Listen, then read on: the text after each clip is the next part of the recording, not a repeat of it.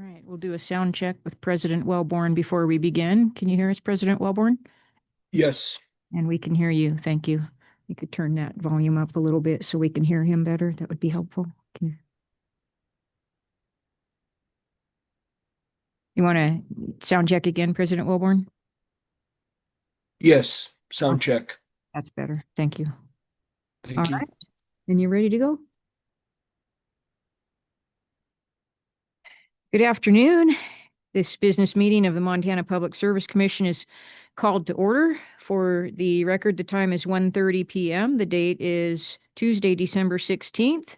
The commission and its staff are appearing from Helena, Montana in the Bollinger Room of the Montana Public Service Commission. I am Jennifer Fielder. I'm the presiding chairman for this meeting. President Wellborn is joining us online. And we will begin by inviting our colleagues and guests to join us in the Pledge of Allegiance. Pledge allegiance to the flag States of of the United States of America, Republic for which it stands, one nation, under God, indivisible, liberty and justice. and justice for all.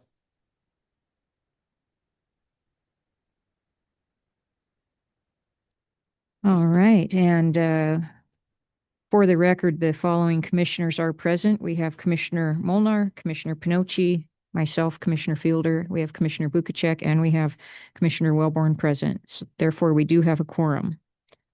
The Public Service Commission welcomes any comment on any item that is on today's agenda or any matter that is within the jurisdiction of the Montana Public Service Commission. Are there any public commenters in the room? Any public commenters in the room? Seeing no public comment in the room, we will move to online comments. Are there any online public commenters? Are there any online public commenters? Yes. Ron Hepp, do you hear us okay?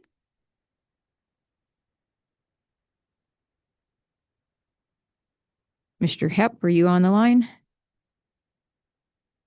Mr. Hepp. Yes. Please proceed. Please state your last name or your name, spell your last name for the record. My name is Ron Hepp, spelled H-E-P-P. All right. Thank you. Please proceed. Commissioners, my name is Ron Hepp from Seeley Lake. Thank you for the opportunity to voice my opinion. I believe Commissioner Jennifer Fielder's investigation and court case against Commissioner Brad Molnar and the subsequent removal of Commissioner Molnar as president was only done to secure the majority vote needed to approve the merger between Northwestern Energy and Black Hills Corporation. I demand to know who is paying for Commissioner Fielder's vendetta, who authorized Fielder to spend ratepayer and taxpayer money on her vendetta. As I believe she had no authorization, Fielder should pay all costs herself, including Commissioner Molnar's costs to defend himself. Fielder has foolishly wasted funds that should be used to analyze ways to reduce the ratepayers' bills. Again, I demand to know how much Fielder's vendetta has cost to date and an accounting of who and where our funds have been paid to.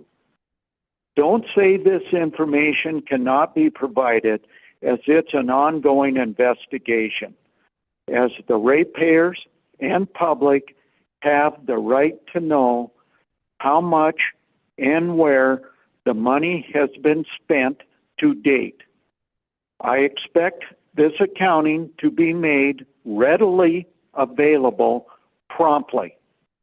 I would expect the press to quit running cover for Fielder and make the same request. And also, commissioners, I am in possession of a letter from Commissioner Randy Pinocci dated December 9th to Governor Gianforte requesting an accounting of Commissioner Fielder's misuse of Public Service Commission funds. Thank you. Thank you for your comments, Mr. Hepp. The next commenter is Karen Kirk. Is Karen Kirk available? Hello, Commissioners. I am here. Yes, we can hear you. Please state your name and spell your last name for the record, and then you may proceed. Thank you so much. My name is Karen Kirk. Last name is Kirk. And thank you for the opportunity to comment today. I live in Bozeman, and I'd like to talk about the Northwestern Energy rate case. I am on the steering committee of Montanans for Affordable Energy, and I'm also an energy analyst and journalist. I'm currently finishing an article about electricity prices, and honestly, I've never come across a topic that's made me as mad as this one. And I started by combing through data from the Energy Information Administration, the EIA. And you know, we all know that electricity prices are rising. That's you know, sad and unavoidable. But when you look deeper into the data, it's the way the prices are rising is very unequal, and it puts an unequal burden on people.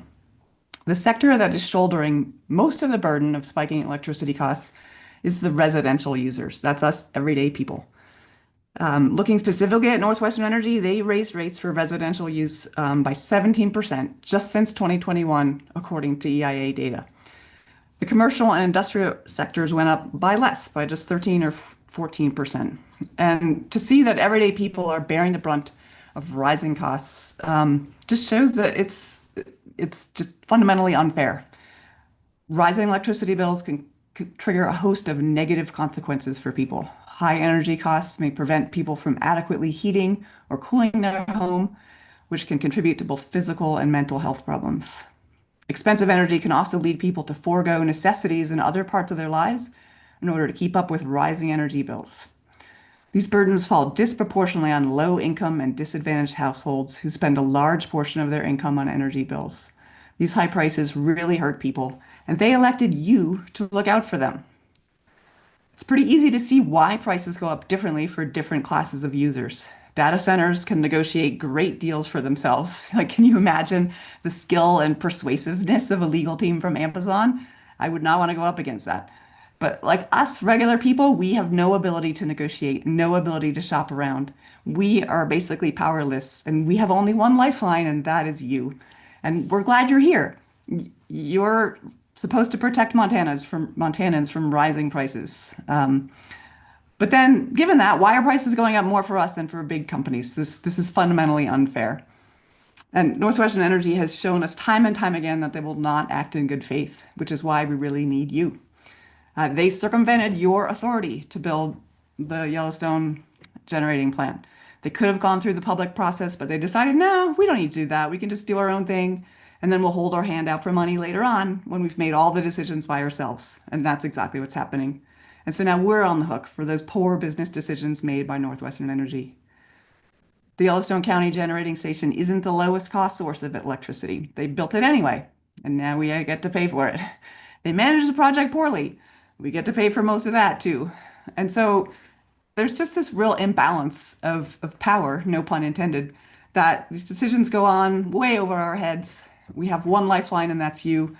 And it still feels like we're getting stuck with not just rising prices, but more than the fair share of rising prices. And you're hearing from a lot of people these days because of this, because we're stuck in this situation and Montanans have no recourse.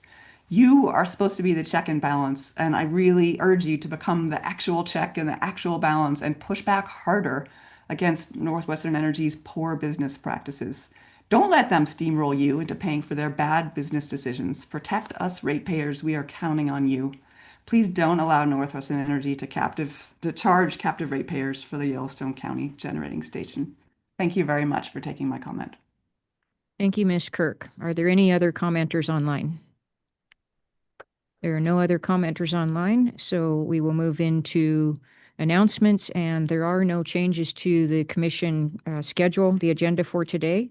So we will move right into the approval of minutes. And commissioners, we have a few batches of minutes available for us, so I'll take a motion on the approval of the commission minutes for the week of November 21st, which also includes meetings held on November 24th and 25th. Is there a motion? I'll make a motion. Commissioner Pinochi? You wanted to make a motion To approve minutes. to approve the minutes Yes. of November 21st, 24th, and 25th? Yes. Thank you. Is there a second? A second. And that motion has been seconded by Commissioner Bukacek. Are there any corrections to those minutes? Seeing none, all in favor of the minutes say aye. Aye. Aye. Any opposed, say nay. The motion carries 5-0. Thank you. And next, I will entertain a motion for approval of the commission minutes for the week of December 1st. Is there a motion? Commissioner Pinochi Make a motion to accept the minutes for December 1st. for December 1st. Commissioner Pinochi has moved adoption of the minutes for the week of December 1st. Is there a second? Commissioner I'll Bukacek? second. Okay, I think I heard Commissioner Bukacek second that after I called on her, but thank you, Commissioner Wellborn. So it's been moved and seconded. Are there any corrections to the minutes of the week of December 1st? I have one. I would note on page 113, when we commenced the meeting on Tuesday, December 2nd at 1:36 p.m., there were 4 commissioners present. It's noted that Commissioner Molnar was present. He was not. He did enter, and it is noted a little bit later that he entered at 1:44. So I think we just strike Commissioner Molnar's name from the first group of commissioners there, and then those minutes will be correct, noting that he came in.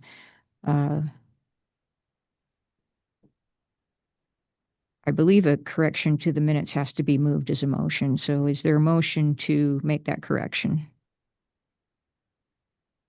Commissioner Bukacek. I'll make a motion to make that correction. Okay, is there a second? I'll second that. And is there discussion on the motion? Seeing no discussion, all in favor of the correction, please say aye. Aye. Aye. Are there any opposed to the correction? Say nay. The motion carries, I believe 5-0. So we'll entertain a motion to adopt those minutes of December 1st as corrected. Commissioner Pinochi?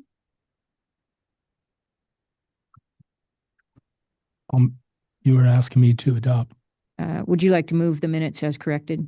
Okay, I'll move that the minutes are as they are corrected. Thank you. And is there a second? A second. Commissioner Bukacek has seconded. So any further discussion on adopting the minutes of the week of December 1st as corrected?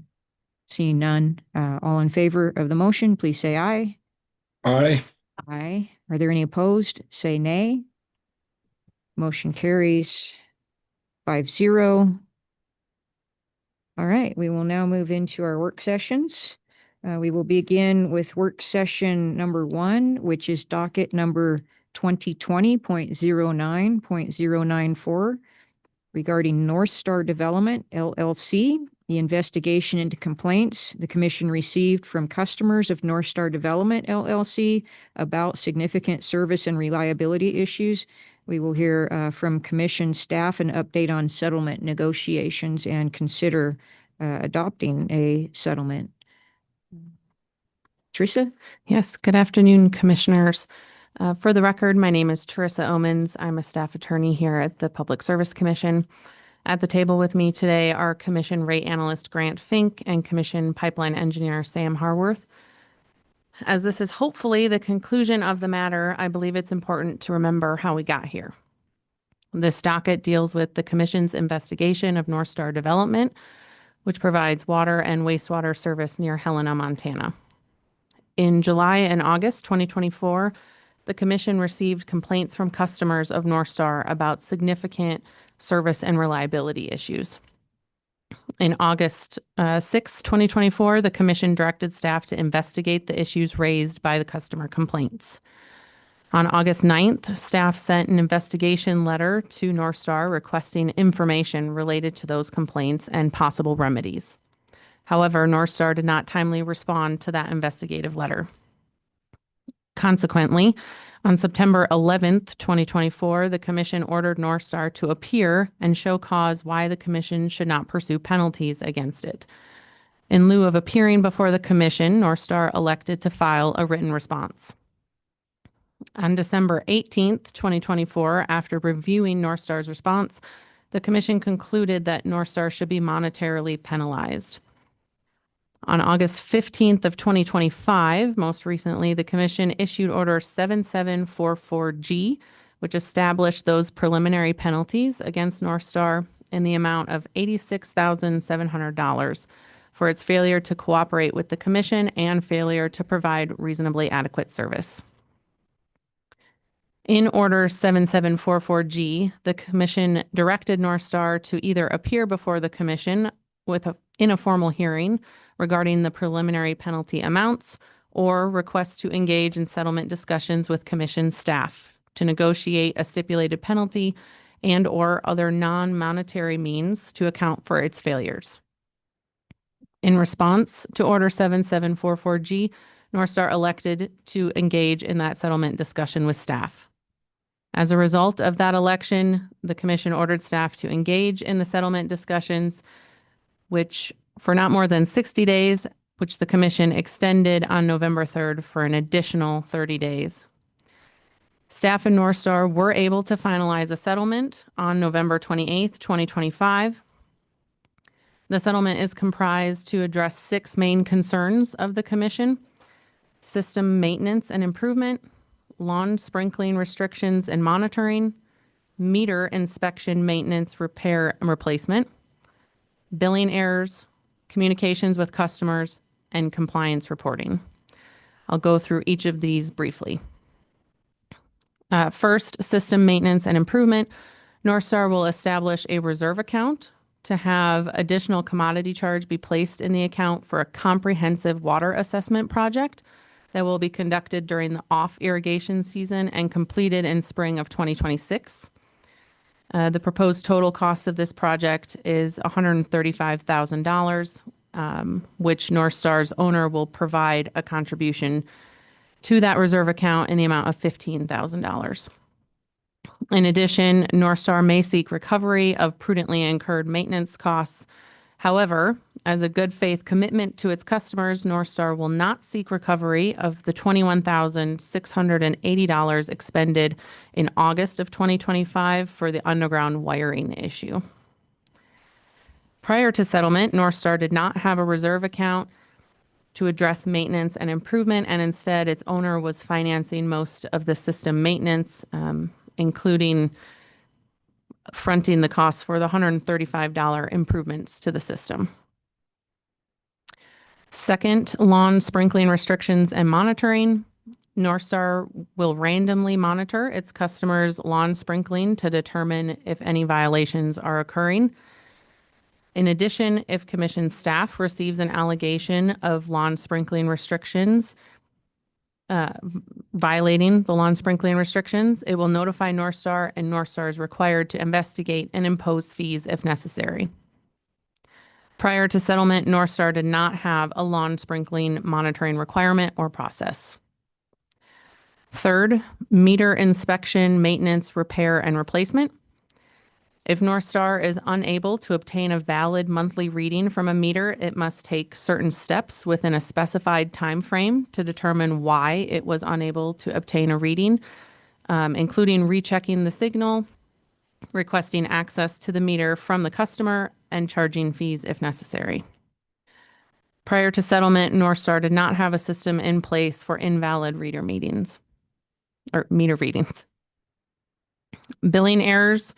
If North Star discovers a customer billing error, it must submit the bill to the customer as contemplated in Montana statute. Although North Star has always been under this statutory obligation, we now have an additional specific requirement in writing from the Commission.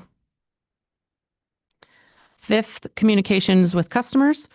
North Star will routinely communicate with its customers regarding its rate applications, planned system updates, upcoming repairs and replacements, and lawn sprinkling restrictions. North Star will also instruct its operators or any employee of the operator to wear identifiable clothing when they are conducting work in the North Star subdivision. Prior to the settlement, North Star did not have communication plans or identification requirements. It is also worth noting at this point that North Star has switched operators as of November 1st, 2025, which may help address some of the Commission's concerns. Lastly, compliance reporting. North Star will continue to provide monthly reports to the Commission. However, these reports will now contain lawn sprinkling restrictions and details on any violations, invalid meter readings and steps taken, unauthorized water use and steps taken, details on customer billing errors. North Star will also provide quarterly reports to the Commission containing deposits, disbursements, and balance of the reserve account. It will provide annual reports to the Commission as required under Montana statute and Commission rules. And prior to the settlement, North Star only filed monthly reports with the Commission, which provided only water usage data and simply noted if there was a failed meter reading or a lawn sprinkling violation. So we're asking for more detail in those reports. In return for all of North Star's commitments, the Commission will stay the imposition of the penalties described in Order 7744G. Should North Star fail to meet any of its commitments, the Commission may, at its discretion, reschedule the formal hearing and resume imposition of the penalties as contemplated in Order 7744G. Grant Fink and I were involved in the negotiations finalizing the settlement that Laura started, while Sam reviewed the finalized agreement to give an objective opinion from staff on whether it addresses the Commission's concerns. So I will now pass it to Sam so he can provide his opinion. Thank you. Sam? Good morning, Commissioners. So I do first want to apologize because I just received the data this morning, so I'll be reading my remarks instead of being a little more prepared than I would like to be. You've all seen me up here with Mr. Fink, Ms. Fikowski, and Ms. Illmans in the past. Even though I've never given a statement on this docket, I've been involved since the summer of 2020 when Chairman Bob Lake said, "We have some engineers on staff, let's send them out there." I've been monitoring data and providing staff analysis of said data since. This morning, I reviewed the monthly report that was filed by North Star for the month of November.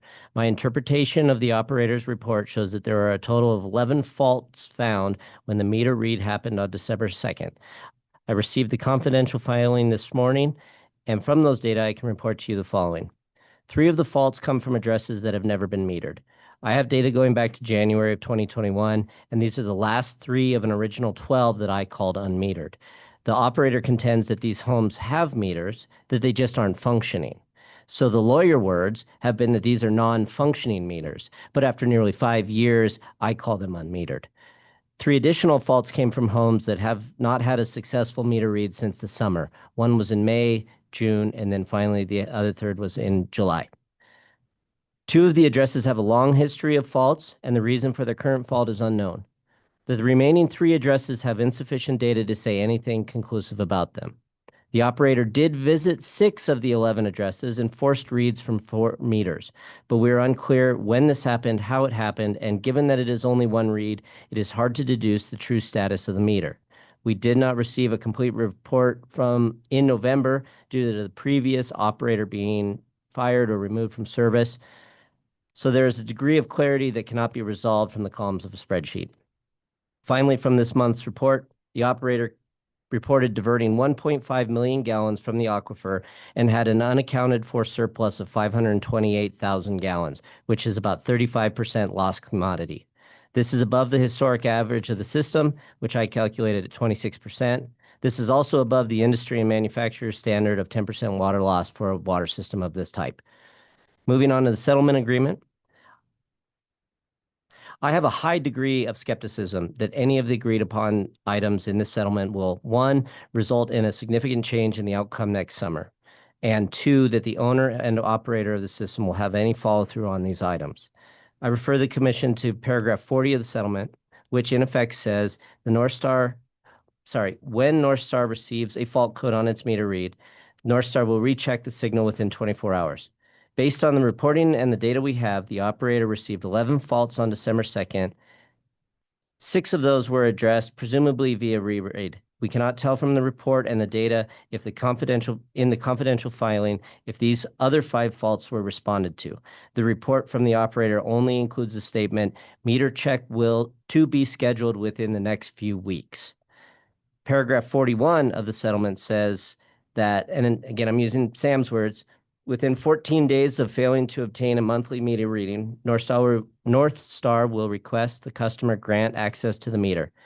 By my reading of this month's report and a check against the confidential filing and September's report, there are 7 addresses where it is unclear if a monthly read was made and if any follow-up by the operator was attempted. And recall that 3 of these addresses have never had a meter read. Now, I admit that the meter read was on December 2nd and the report is dated December 12th. So a full 14 days had not yet elapsed. I also admit that this agreement has not been accepted by this commission, so none of the terms in it are required. But I would have expected that the operator and owner would have complied with this agreement in a show of good faith to the commission. We do not know, and we will not know until January 15th, if these addresses had a second meter read, if access was granted, or if the homes will continue to be unmetered. I expected that the operator would have been more thorough given this settlement was in front of you all today. I would also like to talk about the proposal put forth by D Waters Pump and Well Solutions. And this is attachment A of the settlement. I'm an engineer, and in a previous life, I wrote a fair number of scope and service proposals. I know from experience that if you cast a wide enough net, you're bound to catch a fish. There is nothing inherently wrong with this proposal. It will definitely find and fix some faults in the system. However, this proposal is broad and nonspecific, and I have doubts that it will provide a solution to the problem that is undescribed. And this is where I'm going to get a little controversial, and I apologize. The fault here is not just the water system. It is also the customers. The customers who will not allow North Star entry to their home to address meter problems. The customers who blatantly ignore watering restrictions. And the customers who put their own wants and desires above the needs of their neighbors. We can hope that the settlement fixes the first group and that the rate increase that will follow it's okay. I hope that the rate case that will follow will address the later 2 groups. But staff has heard from residents, sometimes in this very room, that there are residents who have no intention of following imposed watering restrictions. And it is my opinion that the proposed watering ban violation is nothing more than a $100 a month luxury tax. It will not reduce water use when it is most desperately needed. I learned long ago, you never go into a room or a meeting with a problem if you don't have a solution. Today, I have to break that rule because I don't have a solution. Because I don't think this commission can put forth a solution. The commission cannot regulate a fix to this situation, in my opinion, which is why I will end my comments by quoting former Commissioner Tony O'Donnell, who I feel said this best in 2022 when he said, "This issue will not be resolved in the Bollinger Room. It will be resolved in the district court." Now, I hope that I'm wrong, and I hope that next month I come in front of you and I have a plate of my hat and a side dish of crow, and that I am wrong. But I don't know. Time will tell. That concludes my statement. I want to remind the commission that I agree with staff, and I recommend that the commission approve this settlement as agreed to. I believe everyone is ready for questions if you have them. All right, thank you. We'll open up questions from commissioners. Commissioner Pinocci. Thank you, Vice President Fielder. All right, I apologize because this goes back longer than August 2024. So if I bring up some old issues, I just want to see if they're covered. So we require the clothing when they're working on the system and they're at the home. That way they know who's there. They can identify, hey, they're working on the water. It would be nice if they had some sort of marking on the outside of the truck. So the vehicle's identified. Did that come up or not? Madam Chair, Commissioner Pinocci, I believe the verbiage is that the clothing will be marked Whether that includes the vehicle, I guess, was not specifically put in the in the settlement. It was brought up a few years ago, so I didn't hear about that. The other thing that would be nice is if they send a notice ahead of time. If they're going to work at an address, they send them a mail, leave them a voicemail, a text message saying, hey, we're going to work there on Monday or Tuesday. Did that come up? That way they had a little notice that they were coming over to work on the system. Madam Chair, Commissioner Panochi, I believe that's covered in their customer communications section. They are supposed to be communicating with customers for repairs, especially when they're scheduled repairs. They're supposed to be giving their customers a heads up. All right.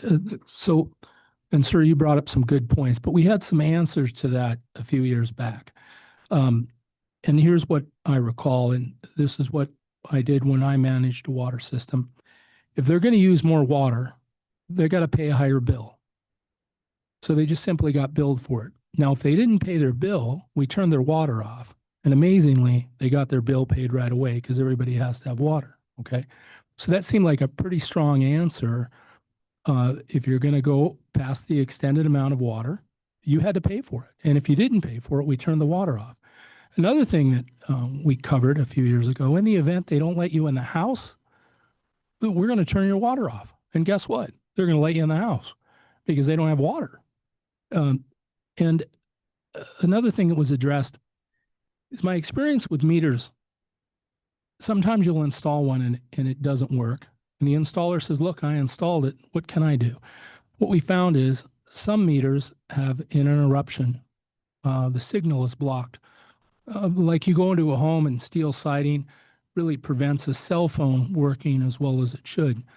When we install a meter and we find we have a connection problem, it could be the location of the meter or what surrounds the meter, okay? The other thing is another electronic device in the home could be interrupting that signal. So what we did is we took the meter, we put it outside the house, and if it works, right, we put it in the house and it doesn't, then all of a sudden we have to look for some answers there, right? If the homeowner doesn't allow you in the house or, simply won't give you access, you just simply turn their water off and say, look, we've got to do this, or we can't serve you. We can't give you water if we don't have a properly working meter, so we got to work together. In the event you say no, we just simply turn off your water. And that fixed a lot of those problems very quickly because everybody has to have water. So that was some things that had come up in the past, some answers to some of these questions. Has that been approached here, or did we forget that came up a few years ago? Madam Chair, Commissioner Panochi, there is a process where if the customer refuses access to their home, it could potentially lead to a shutoff. Obviously, we want to give customers every opportunity to not have that happen, but that is included in the process laid out in the settlement, yes. So I'm back to this. Those seem like good answers to some of the problems you brought up. What are your thoughts? Are these good answers? Are we trying some of these answers to those questions? Sure. Vice President Fielder, Commissioner Panochi, as Teresa already said, we have those are brought up in the proposal. I didn't bring it with me, but I did go through and compared their notes to what the state statute allows for. I think the turnoff time if a signal is not read is like 32 days. And if a signal or if a customer, if the operator is not given permission to access the property, then that time frame goes out to like 37 days. There's more in here. Sorry, Grant, thanks for having it. Yeah, so it's paragraph 57. The North Star asks the commission to waive the requirements of Montana Admin Rules 38.5, 2505 1B, which by my count is a 22-day window, and they're pushing it out to what I said, 32 and 37. So those things are addressed in this settlement. That's not really my concern. My concern is mostly on follow through to see if these meters get, or to make sure that everyone in the community is metered. All right. So, well, I just think those are some good answers to those concerns. Another thing that came up is a pump went out and they had to go order another one and they had to wait like a month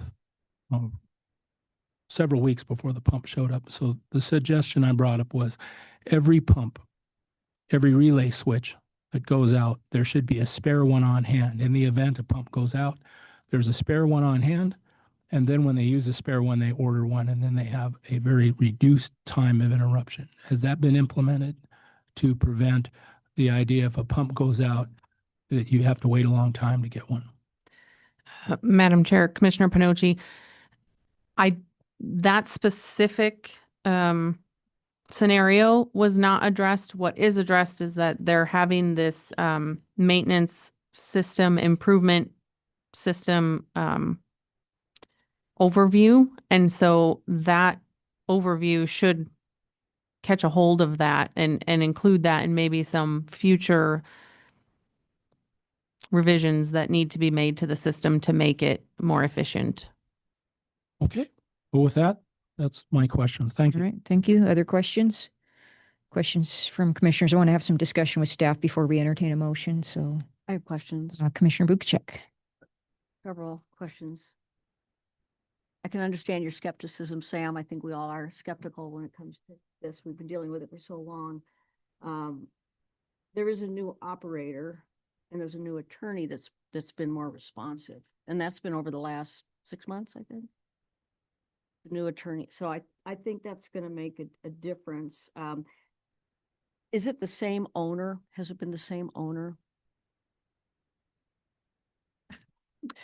Yes, the owner is the same. Like you said, the operator is now D Water Systems out of Butte, Montana, and the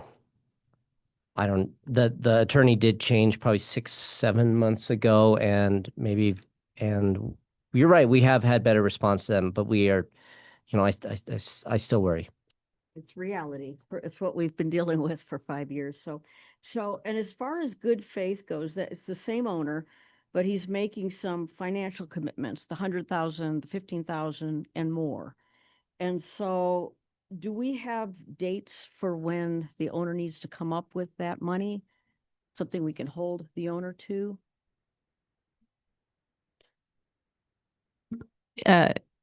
Madam Chair, Commissioner Bukacek, yes.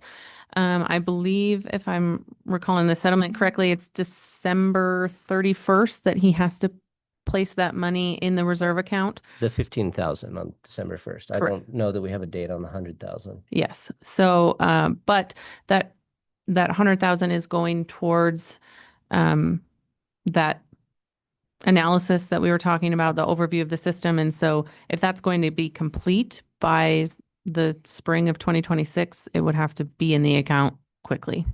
And I'm sorry to interrupt you, but it is paragraph 13 that says the owner is contributing more than 100,000 for improvements to the system prior to the 2026 irrigation season.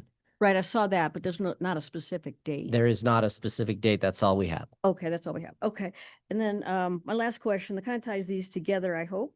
But in previous staff memorandums, and you alluded to this, Sam, they outlined the legal limits of what the PSC can do as regulators, and how we are not authorized to dictate how a utility remedies problems. We are authorized to issue dollar penalties for violations, dollars that would be paid to the Montana General Fund and not to remedy the customer's woes.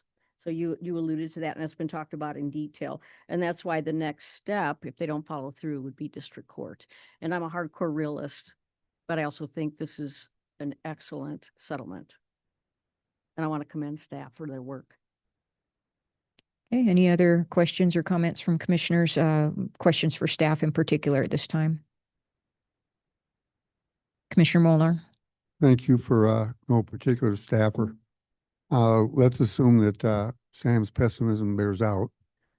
Has any thought been given to, instead of give us $86,000? If you take that and divide it out in 12 months, so in 1 year, and 300 households or meter holders, however that would come out. How many homes do we have there? Does anybody know for sure? There are 306 meters in the subdivision. I'm dang close. I knew I remembered kind of good. That comes out to $23 per month per meter. Instead of us getting the money, the customer gets the money in the way of a penalty. He is still out the money. but it is not it's not recoverable through rates. He's paying back rates that were not perhaps earned. So as a plan B, because I like just attempting to get compliance. I'm not after money. Has any thought been given to or discussion on not us, who gets the $86,000? I guess would be a really good question here. It doesn't go to state general fund, I wouldn't guess. Madam Chair, Commissioner Molnar, it does go to the state general fund, and that's dictated by statute. I can tell you that staff wholeheartedly wishes we could do your option B, but we are limited by statute in where we can assign the money to go, and that is to the state fund, general fund. Please disregard previous memo. Okay. Any other comments or questions for staff from commissioners?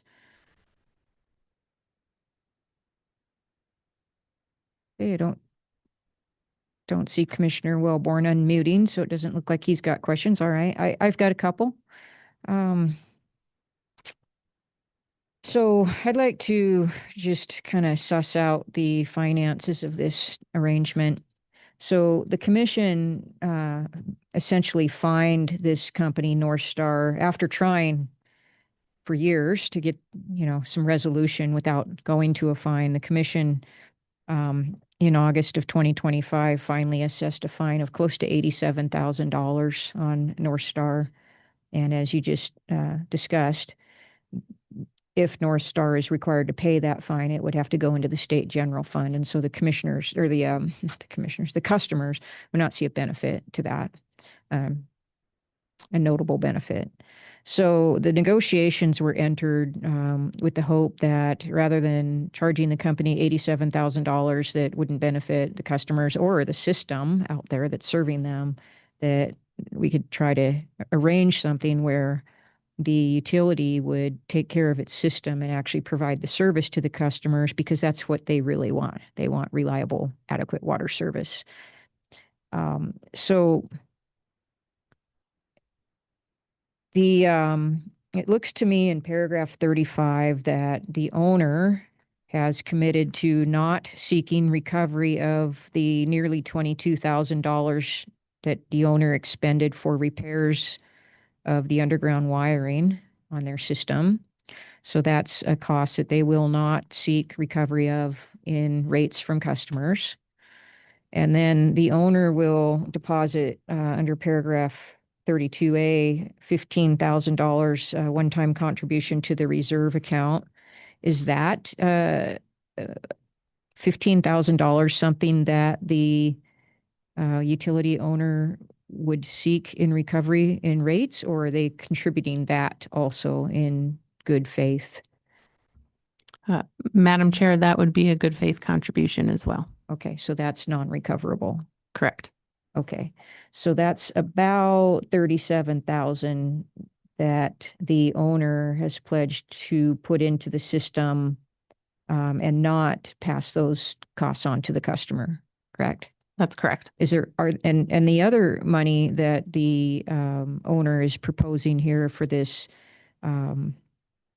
this comprehensive water assessment and implementation project proposal, which may cost, it's estimated to cost around $135,000. That's something that the owner plans to put into or request to be approved for rate base or cost recovery. Is that right? Madam Chair, Commissioners, that $100,000 that the owner will put into the reserve account can be recoverable in the future in a rate application. Okay. And where's the $100,000 in here? I see the $135,000 in paragraph 33 and the roughly $22,000 in paragraph 35 and the fines in paragraph 8. Yes, recitals, paragraph 13. Paragraph which? 13. 13. Thank you. Okay, so that $100,000, the owner, Doug Boudelaire, is contributing over $100,000 for improvements to the system prior to the irrigation season that starts up next spring. But that is something that the owner plans to seek recovery of those costs. from, it wants commission approval for that. Madam Chair, Commissioners, that $100,000 that the owner is putting into the reserve account, it's considered a operation and maintenance expense or a CapEx expense as well if they use it towards rate base. However, they can recoup that money in the future or ask for it from the commission in a future rate application. We're not sure if that's going to happen, but it is possible. Okay, so through this settlement, if it's adopted, the owner is basically contributing $37,000 out of pocket to the system and not going to request that the customers pay one dime of that $37,000. Is that correct? That is correct, Madam Chair. Okay. And they were going to be fined $87,000. Correct. So the customers get $37,000 of investment in the system to hopefully improve it. Is the $37,000, how far is that going to go towards resolving the adequacy issue? I'll go to Sam. Is that going to make a dent in it? Is it going to significantly address the issues, or is it just kind of saying we're trying and here's some funding to show that we're trying? That's a really great question, Vice President Fielder. I don't have a good answer for it. I mean, if the contractor wants $135,000 to do the work, then we're looking at like, what, 4/3? I'm sorry, 22%. So, and then I would take that a step further by saying $135,000 doesn't drill you a new well, doesn't do a lot of infrastructure. If they do find a fault in this analysis, then it's money well spent, but you can't replumb a system. You won't be able to put in a new reserve tank. All of that on a construction side would be much more than $135,000. I would suspect. Does that answer your question? I hope. I'm getting there, sort Okay. of. Yeah. I mean, it was my hope that the negotiations would go something like this. The Public Service Commission has fined North Star Subdivision $87,000 roughly under the law. That was the lawful extent of the penalties that could be assessed in accordance with statute. And I was hoping that the negotiations would lead to North Star saying, instead of paying that $87,000 to the general fund, we will invest it in our system that we own to benefit providing adequate service to the customers and try to resolve that to the full extent possible with that funding. It would be to the customer's benefit if the $87,000 was invested in system improvements and repairs. It would also be to the utilities' benefit because they own the asset. So can staff shed some light on that tact? Was that tact attempted during this, and was there a good reason for deviating from that? Madam Chair, I can't get into the details of the negotiations as far as what went back and forth. What I can tell you is staff thought it was reasonable to have both monetary and non-monetary contributions to the system. And as Sam more than alluded to, as Sam said, we really focused on metering as well. And although metering is not something that will be a monetary function of the settlement, it is a very important aspect of getting the system functioning properly. All right. So if the commission accepts this settlement, the customers are basically going to benefit from the $37,000 being invested in system repair and improvements. And if the commission doesn't accept this settlement, the state general fund is going to receive $87,000, and then this utility is going to probably seek, or they're going to be eligible to seek recovery of the $37,000 that they've, I guess the $22,000 that they've already invested, and then whatever else they put into it, correct? That's a correct Okay. assessment, yes. So we're at a middle ground here, basically, where $37,000 being put into the system, plus all of these other reporting requirements and monitoring requirements and more proactive system monitoring and maintenance and repairs. And if the utility fails to meet these commitments, then we are back to the point where they violated the terms of this settlement, and we're back to where, what, does it default to the original fine at that point, or where does it go from there? Madam Chair, I believe it's laid out towards the end of the settlement. I don't remember a paragraph exactly, but if North Star fails in any of these aspects, next month even, if they fail in any of it, we give them, I believe it's a 10-day notice to correct the error. If it's not corrected, then we can require them to come in front of you in a show cause and explain why the penalties should not be issued.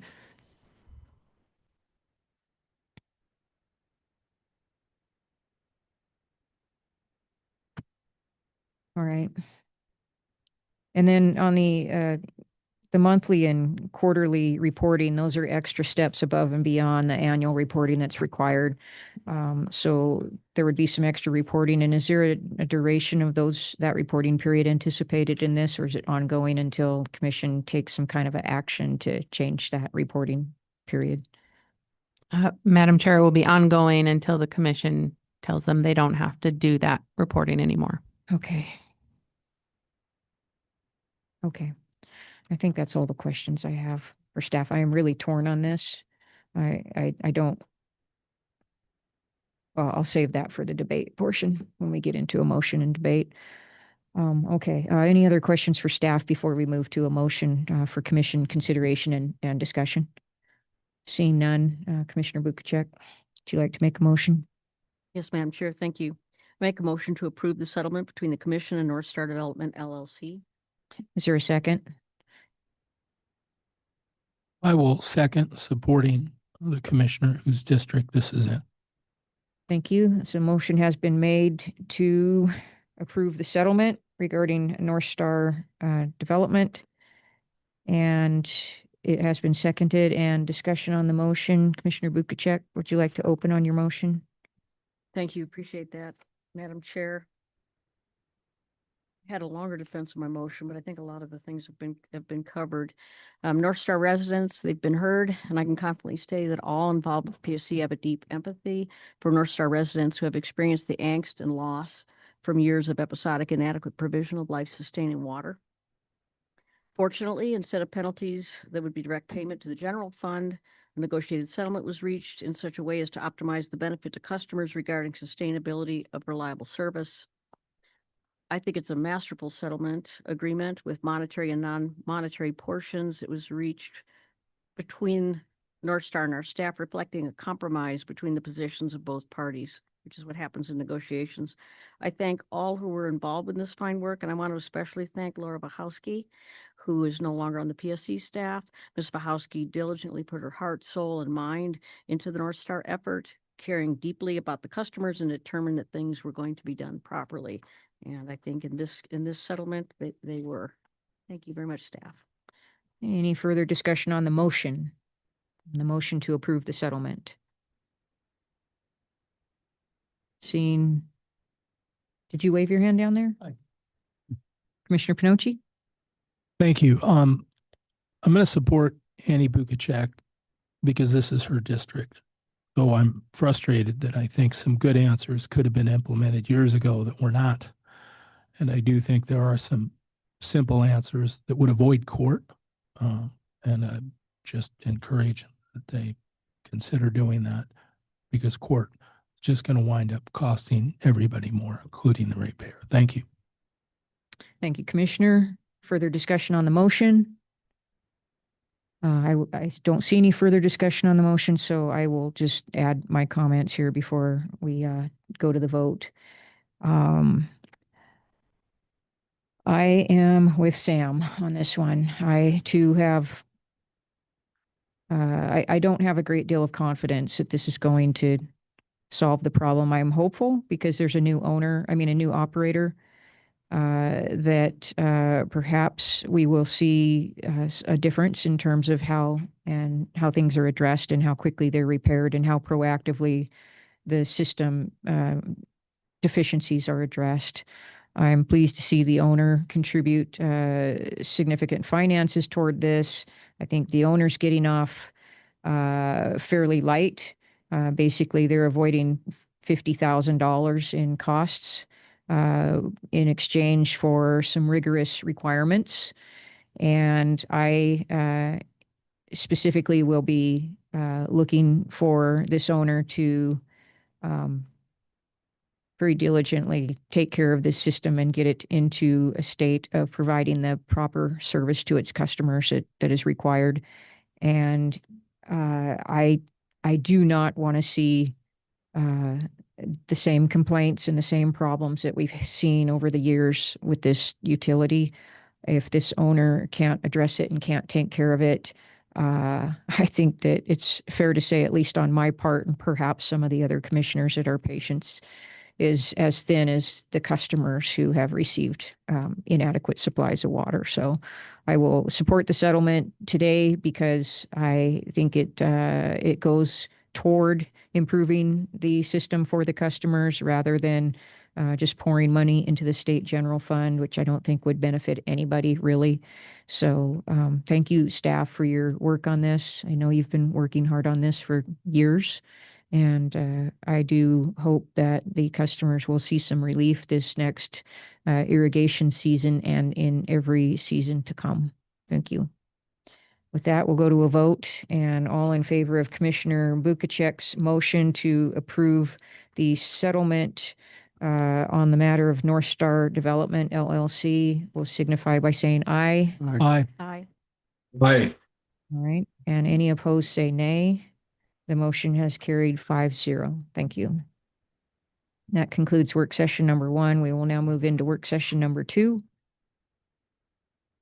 which is docket number 2024.09.099 Montana Dakota Utilities MDU's 2024 Integrated Resource Plan to consider whether to approve draft commission comments on MDU's 2024 Electric Integrated Resource Plan. We'll get an update from staff. And the lead on this, I believe, is Mr. Dalton. Is that correct? We're all working together. All right. Vice Well, President Fielder, thank you, though. Good afternoon, commissioners. As you mentioned, my name is Mike Dalton, and I am a rate analyst here at the commission. Before you today is docket number 2024.09.099, Montana Dakota Utilities 2024 Integrated Resource Plan. The document that you will be considering during this work session is a draft set of commission comments that the commission could issue in response to MDU's 2024 IRP. As you may recall, staff presented these draft comments to you at a work session held 2 weeks ago on December 2nd, so I will not repeat the entire summary of the comments again. But at that meeting, the commission voted to suspend the work session so that commissioners could redline the comments by 5 p.m. on Wednesday, December 10th, and provide other commissioners with the chance to review those red lines prior to today's work session. Staff has incorporated the suggested comments that we received last week, and the document has been circulated to the commission for your review. And with that, Vice President Fielder, I am joined today by Disha from the Regulatory Division and Pam from the Legal Division, and we are available for any questions that you might have. all right. Thank you. Are there questions of staff?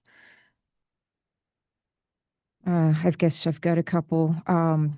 So I did submit written comments to staff and asked you to incorporate that direction into the draft of the comments. And I had discussed these comments with the commission at our December 2nd meeting. So I don't believe there was anything new that I had suggested, but it was just a matter of making my comments concise and getting them to you so you could incorporate them into the document that's before us today. And I see that in paragraph 41, you incorporated the concern that I had raised about the IRP resulting in a preference for wind generation, battery storage, and power purchases The commission is concerned that this type of resource mix could result in less reliable and potentially more expensive resources.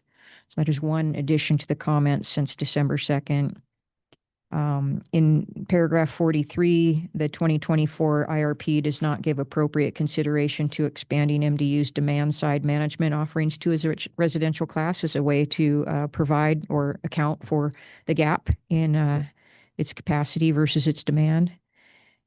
And the 1898 consultants report in paragraph 38 categorizes certain resources as emerging technologies, and as such does not fully evaluate them. And the list of resources that do not receive a full evaluation in the 2024 IRP is too inclusive. Can you explain that sentence to me, how it was written that way? The list of resources that do not receive a full evaluation in 2024 IRP for this reason is too inclusive. I had to read that a couple times to figure out what we were trying to say there. Sure, Vice President Fielder, I apologize. Can you remind me what paragraph you're looking at? It looked to me like you might have been looking at paragraph, to me, looking at the document, it looks like it might have been paragraph 44, but. Oh, you are right. It is paragraph 44. The line starts with a 38. So it's paragraph 44 down in the, I don't know, looks like the second sentence where it begins, the line begins with 38 and then says the 1898 report categorizes, da-da-da. I see. The next sentence after that said the list of resources that do not receive a full evaluation in the 2024 IRP for this reason is too inclusive. Sure, Vice President Fielder. So MDU hired a consultant to evaluate the cost and performance characteristics of resources, and also that they might include in the modeling within the 2024 IRP. And that consultant was also tasked with determining which resources were actually feasible and feasible enough to the point where they should be included in the modeling, the full modeling of the IRP. So that's what that word inclusive refers to as far as what was actually included in the modeling.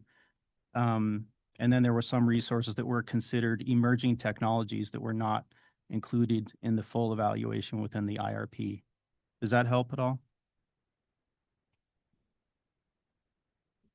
So the phrase inclusive, you know, looking at it again, maybe the word should be changed to exclusive. Would that be? Actually, yeah. Okay, let's just, for the record, what we're saying here, to paraphrase, is that they didn't look at enough. Correct? Correct. All right.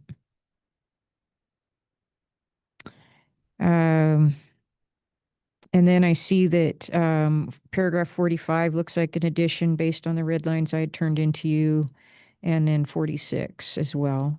45 saying that the integration and risk factors in the IRP address environmental risks associated with combustion resources, but do not acknowledge or assess environmental or other risks associated with renewable energy, battery storage, or reliance on power purchases, which is where the IRP is pointing this utility. Similarly, the IRP mentions that MDU incorporated federal production tax credits into the cost of wind resources, but it does not adequately discuss the rate at which those federal subsidies are declining and when MDU expects them to be removed completely.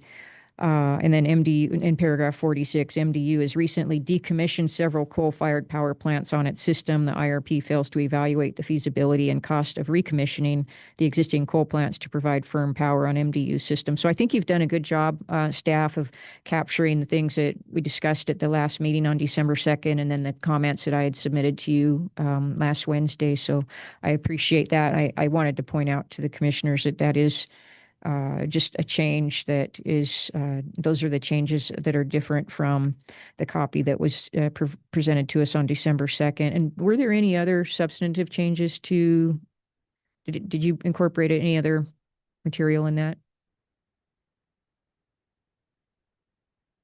Vice President Fielder, yes, there were a couple more additions that were made in the last two paragraphs, paragraphs 50 and 51. It looks like paragraph 50 references the fact that MDU essentially amended its IRP to the extent to the extent it executed that power purchase agreement that was mentioned in its initial filing. It then made a supplement to the IRP where it explained that it had actually executed that PPA and entered into it, and there was not another opportunity, another formal opportunity for commenters to weigh in on that. And then the last paragraph talks about the IRP's lack of discussion with regard to how how MDU will potentially incorporate large loads such as data centers That's onto right. its system. All right, thank you. And I believe we mentioned those either at the last commission meeting or in our discussions as we were working on this. So thank you for capturing all that. I'm satisfied with the incorporation of those comments into the comments. I think they're better, a little bit better now, a little bit more fleshed out, a little bit more comprehensive, and have the commissions touch on these. I appreciate all the staff's work on them. Are there any other questions of staff on the issue before the commission before we start with a motion? Commissioner Bukacek? Thank you, Madam Chair. It would require a little bit of background for me to make sense out of this question maybe, but I'm just going to ask the question and then the rest of it will come up in our discussion. But the depth of analysis, okay, so Montana Code Annotated 69.3.1204, the language is very, very clear. And it says things like full range of cost effective means the utility shall fully explain, justify, and document, and so on. There has to be a subjective component to those, even though they're very strong words. So my question for you is depth of analysis, the depth that they go to fully explain, that will be proportional, the depth to the cost of that analysis. And that cost will be passed on to the ratepayers as the cost of doing business. Is that correct?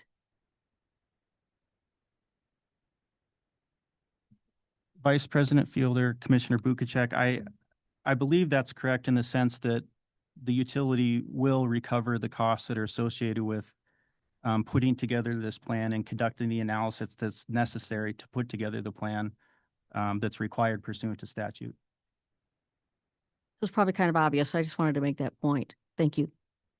All right, and I think Commissioner Wellborn, did you have some, I saw you unmuted there for a moment, so any other questions for staff before we go to a motion? Questions for staff, Commissioner Pinocci?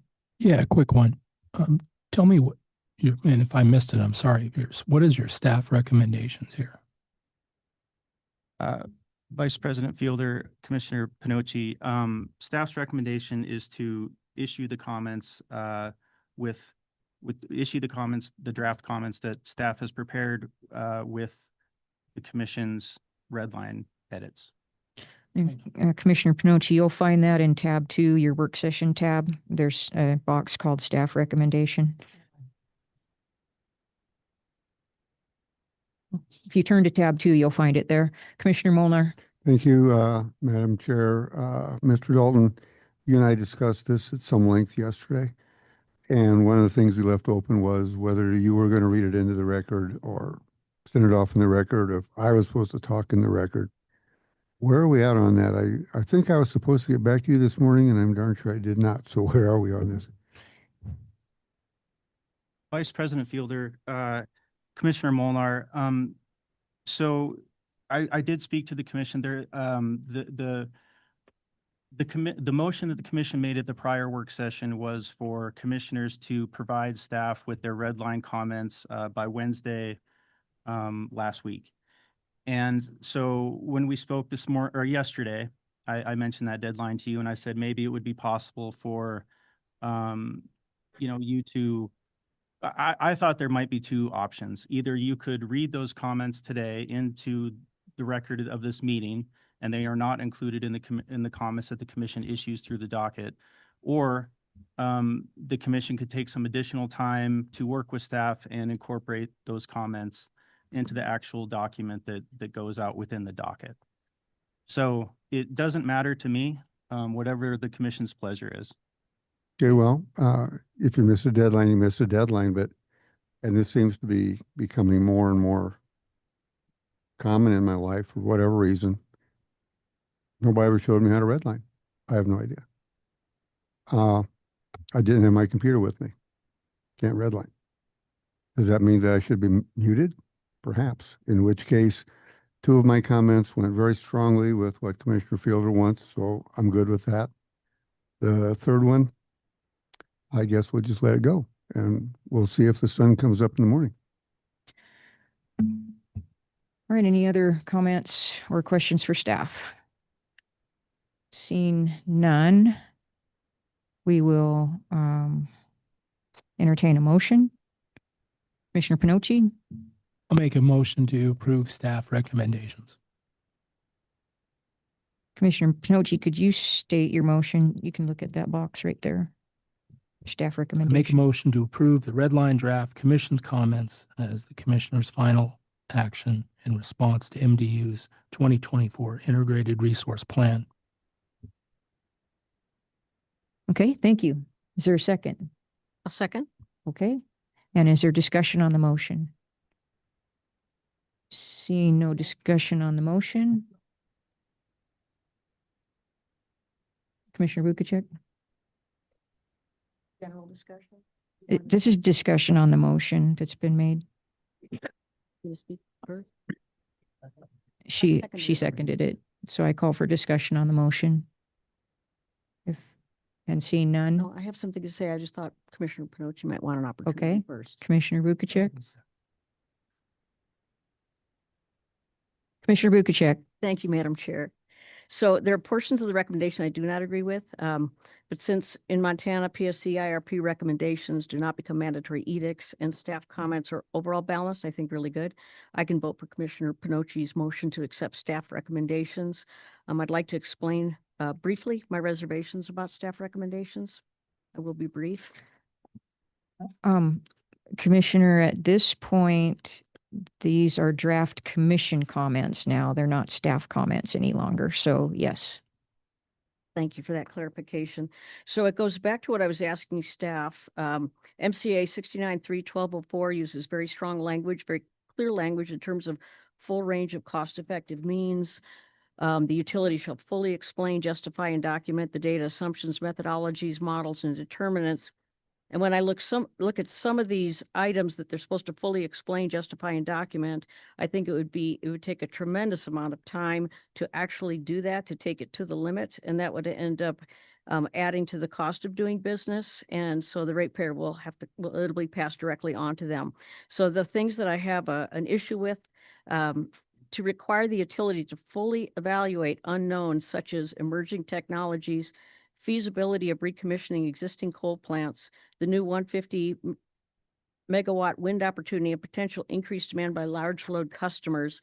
Fully evaluating these unknowns would be extremely time consuming and with probably low yield since they are unknowns. So I think this is especially true with pendulum swinging energy policies that vary with federal executive and legislative branches. And then there's also supply chain limitations and other unknowns that lead to low yield when evaluating these very flamboyant unknowns. But I will be supporting the motion. Okay, other comments from commissioners on the motion? Commissioner Pinochi?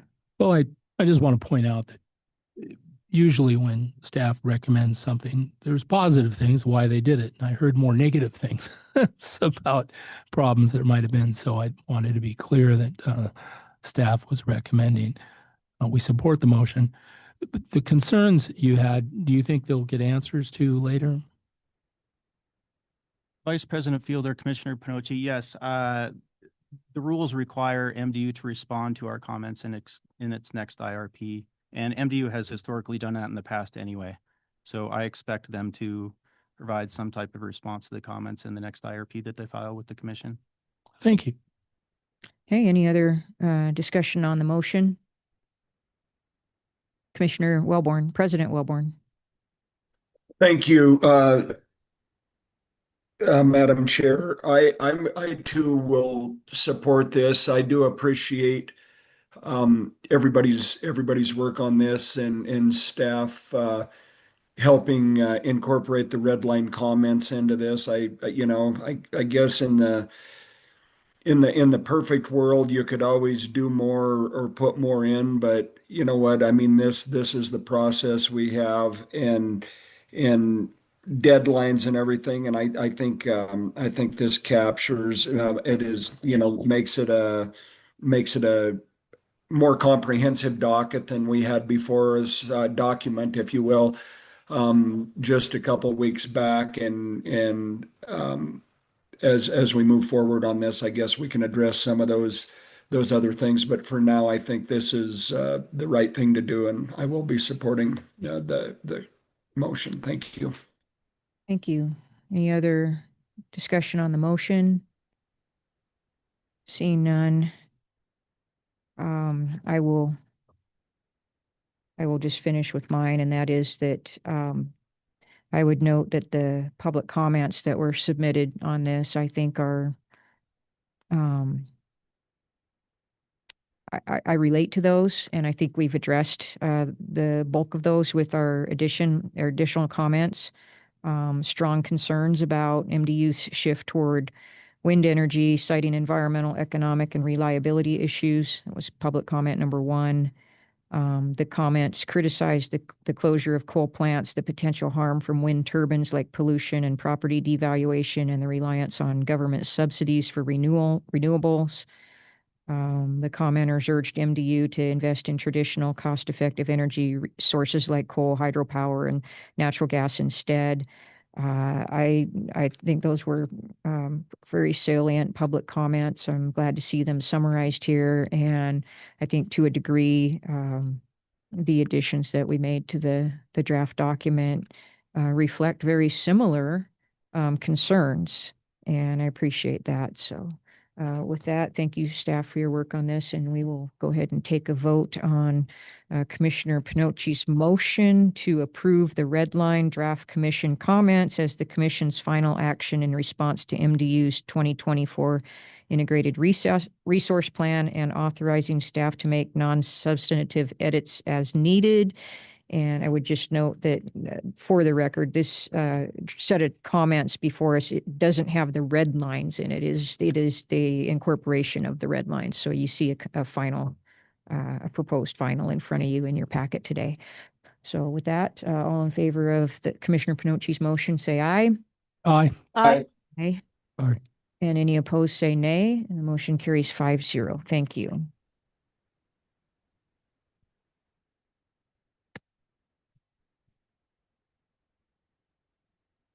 All right, we'll now move on to work session number 3, docket number 2025.09.072, Montana Dakota Utilities Electric Rate Case, to discuss and act on MDU's interim rate request.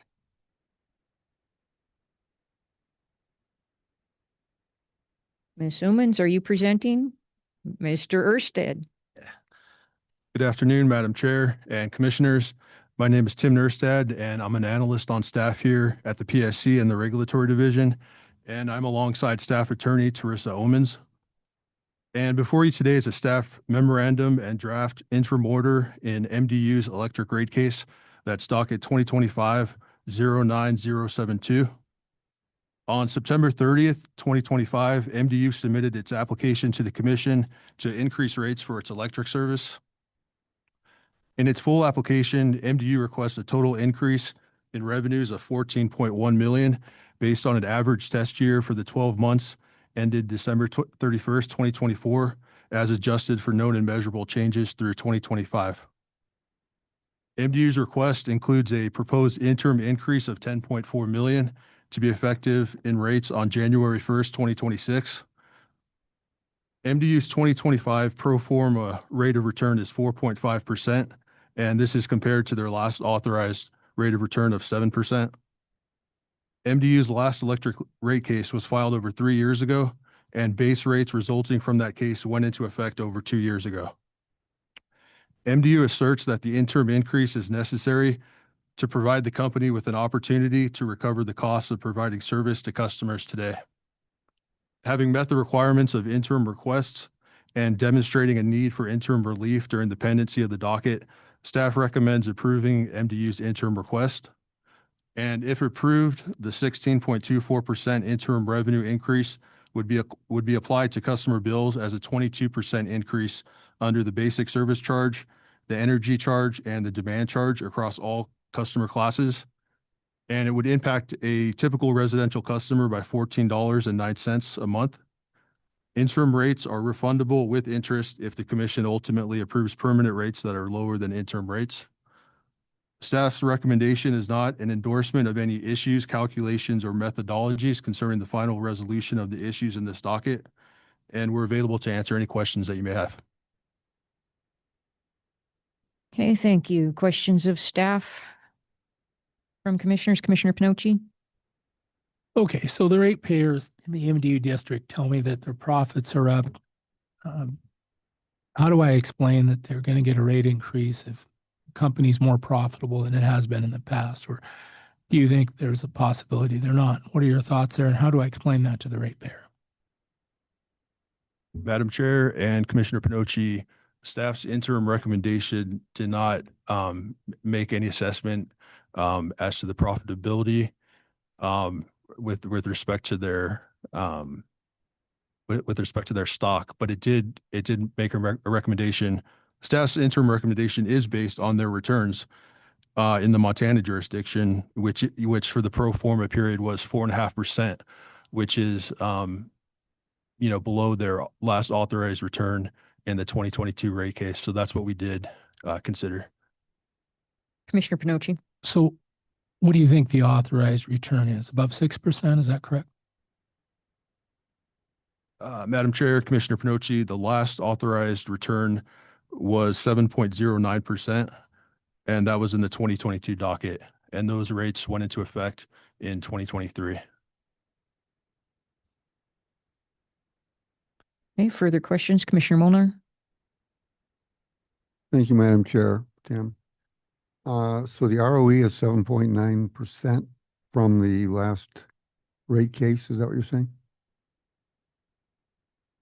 The last approved ROE was 9.65%, and that is reflected in the interim request, and that does comply with Montana, the administrative rules of Montana. However, the overall rate of return last authorized incorporates an assessment of, the capital structure, and the ROE is only usually about 50% of that capital structure. So it's a part of it, but once you put in the cost of debt, which is lower than the ROE, that's what brings the overall last authorized rate of return to 7.1%. Sorry, 7.1 or 7.9? Madam Chair, Commissioner Molnar, 7.09% was the last authorized. Okay. Any idea why they underperformed from 9.65 down to 7.09? Madam Chair, Commissioner Molnar, yes, it was.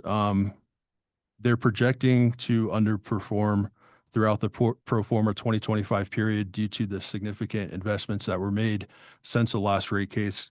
They did estimate that they invested about $86.7 million in rate base since that time. And that was due to just not a significant number of projects, but some crucial projects that brought up, their spending and lowered their operating income.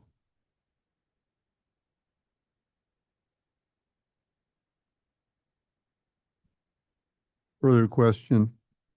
So there's only 20,000 customers meters of MDU electricity scattered over a fairly large area.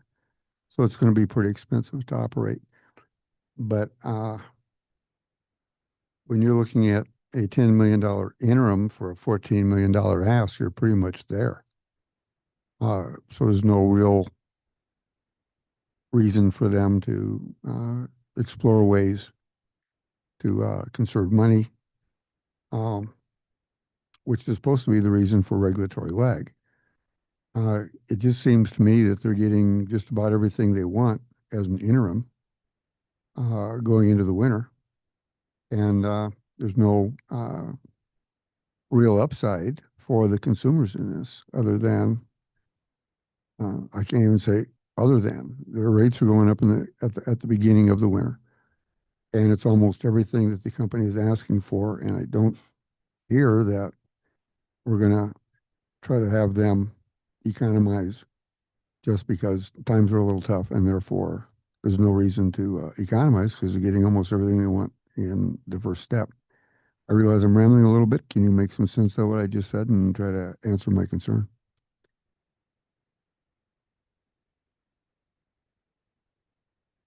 I think that a regulated public utility does have an incentive to minimize costs. And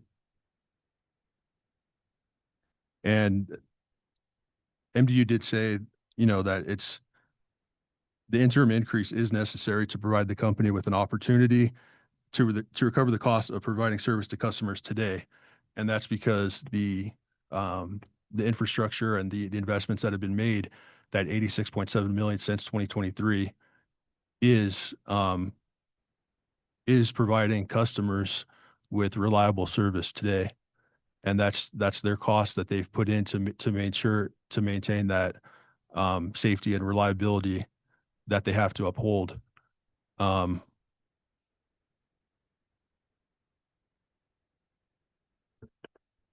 question, Madam Chair. Commissioner Molnar. Kind of back to it.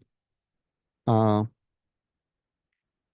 you tell me what the $14 million was spent on? Was it infrastructure, transmission lines, distribution lines, burying lines?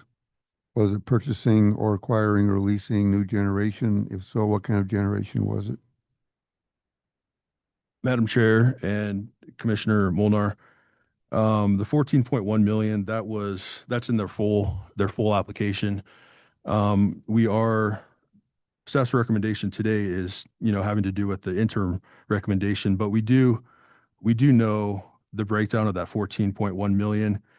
And even though it's not, that's not what we're here, the interim is the 10.1, but I can still give you kind of a breakdown of that if you would like. Off the top of your head?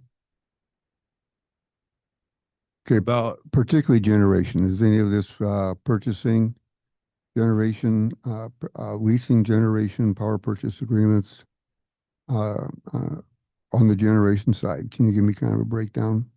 Sure. Madam Chair and Commissioner Molnar, yes, about for the overall request, about half of that, about $7 million, I believe, was due to a combination of the Badger Wind project as well as the Diamond Willow and Cedar Hills repower projects that were needed to keep those two wind farms operational.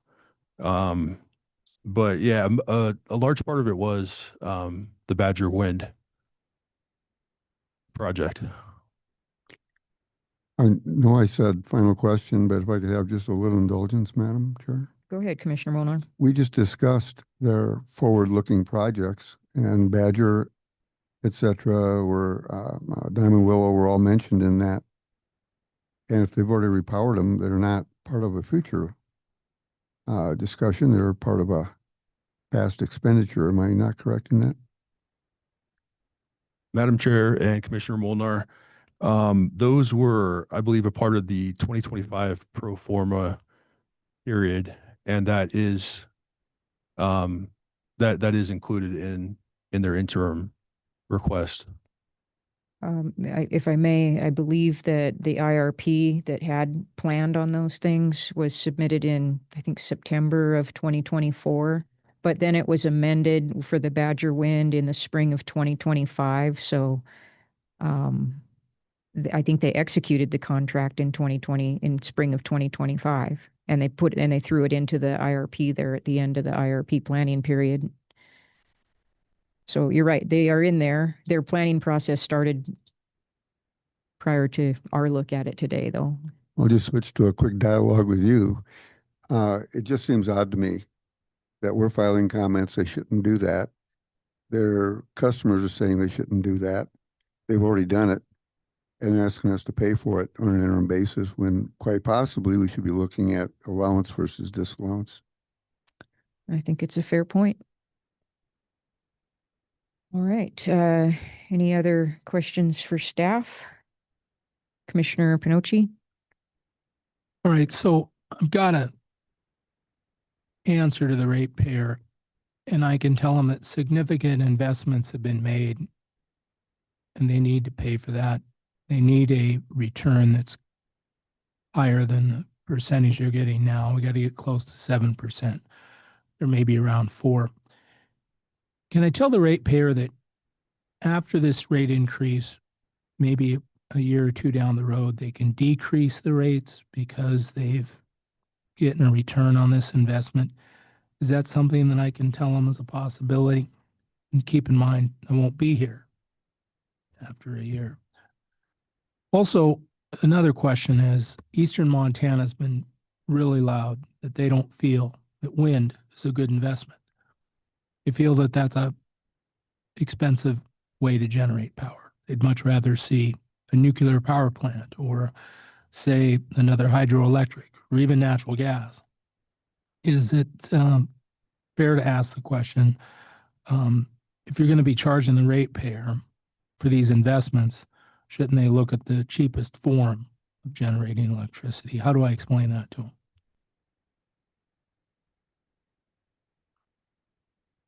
I believe, within the IRPs that are submitted, there's a host of things that are, considered by the utility in providing safe and reliable service. And I believe that cost is, it is one of those factors that they consider.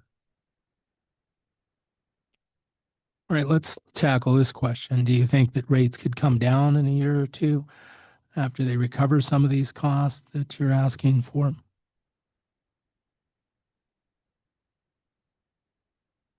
Without going into too many, Madam Chair, Commissioner Pinoche, without going into too many of the details that were made by MDU in the full application and their direct testimony, because those, at this point in the docket, it hasn't had a chance to have intervener testimony and for a lot of the claims to be vetted. But it is true that one of the claims is along the lines that you were alluding to, that rates could possibly come down as a result of some of the generation acquisitions decisions that they've made, as far as specifically into the fuel and purchase power adjustment, that through the supply cost, potentially rates could come down.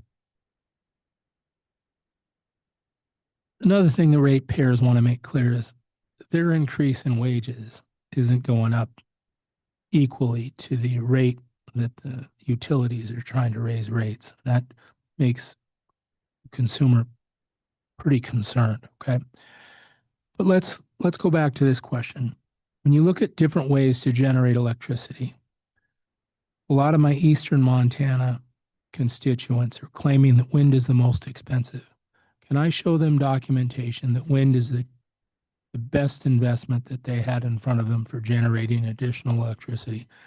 Or are my ratepayers paying for a bad decision in investing in wind when they should be investing in what they believe could be a cheaper form of investment to generate electricity? Do you have any documentation I can share with them to help explain that this is the right decision to support wind over generating electricity through another form? Madam Chair and Commissioner Pinoche, at this point in the docket, I hesitate to really get into too many of the arguments that were made. However, I do believe that there was some discussion in direct testimony about the reason for certain generation acquisitions were due to the termination or just the ending of a power purchase agreement that was in place. And if my understanding, some of the arguments that were made, with the PPA, with that co-op coming to an end, it looked like there is possibly 50% of energy would have to come from the MISO market. And that, I believe the argument made was that could be a really pretty significant risk. But again, I just really kind of hesitate to get too much into it. It really hasn't been vetted. intervener testimony hasn't come in. And really what staff's recommendation on this interim request is just acknowledging that they've under-earned the past couple of years. And we think that since they've, followed the rules for interim requests, they've demonstrated under-earning that, for a temporary period during the interim period until a final decision is made, that they should be eligible for interim relief. And that's really where staff came from on that. We really didn't do, nor should we have done, a long assessment of prudency for some of the different, acquisitions or some of the issues that are going to be vetted later on. I think it's a good answer, and I'm going to support staff recommendations because I do think MDU needs to make a fair rate of return. But it's also important that I explain my constituents' concerns. One of them is this. They believe that they picked wind energy because it's heavily subsidized. And what I mean by that is that ratepayer is paying taxes federally, and then they're really paying for two energy bills. Not only the one they get in the mail, but the one they send to Washington, which then gets returned to the utility to put up wind turbines. And they don't like that because really they have two bills. But the taxation we take to go to federal money, which turns around and becomes a subsidy for wind, isn't really identified as an energy bill. But let me tell you something, they're figuring that out. And they'd rather they invest in something like nuclear or hydro, which avoids that. So I have to answer for that. We don't clearly say that when we're asking for a rate of return, and the ratepayer is concerned when their energy rates are going up farther than their wages. And when that happens in several areas of their life, they just simply have less money to live on, and they turn to the Public Service Commission to try to tackle some of these questions, which really don't wind up in this discussion unless I bring them up. So I'll support this today, but I'm telling you, they're going to get smarter on how much money they're giving the federal government that gets returned in subsidies, which really is a second power bill. Thank you. Okay, further questions of staff? Seeing none. Commissioner Pinocci, did you want to make a motion?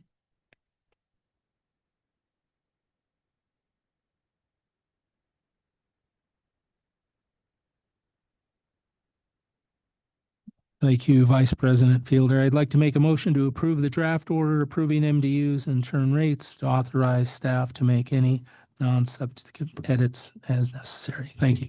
Is there a second to the motion? A second. Okay, the motion has been made and seconded to approve the draft order approving MDU's interim rates and authorize staff to make any non-substantive edits as necessary. Is there discussion on the motion? Commissioner Molnar? No?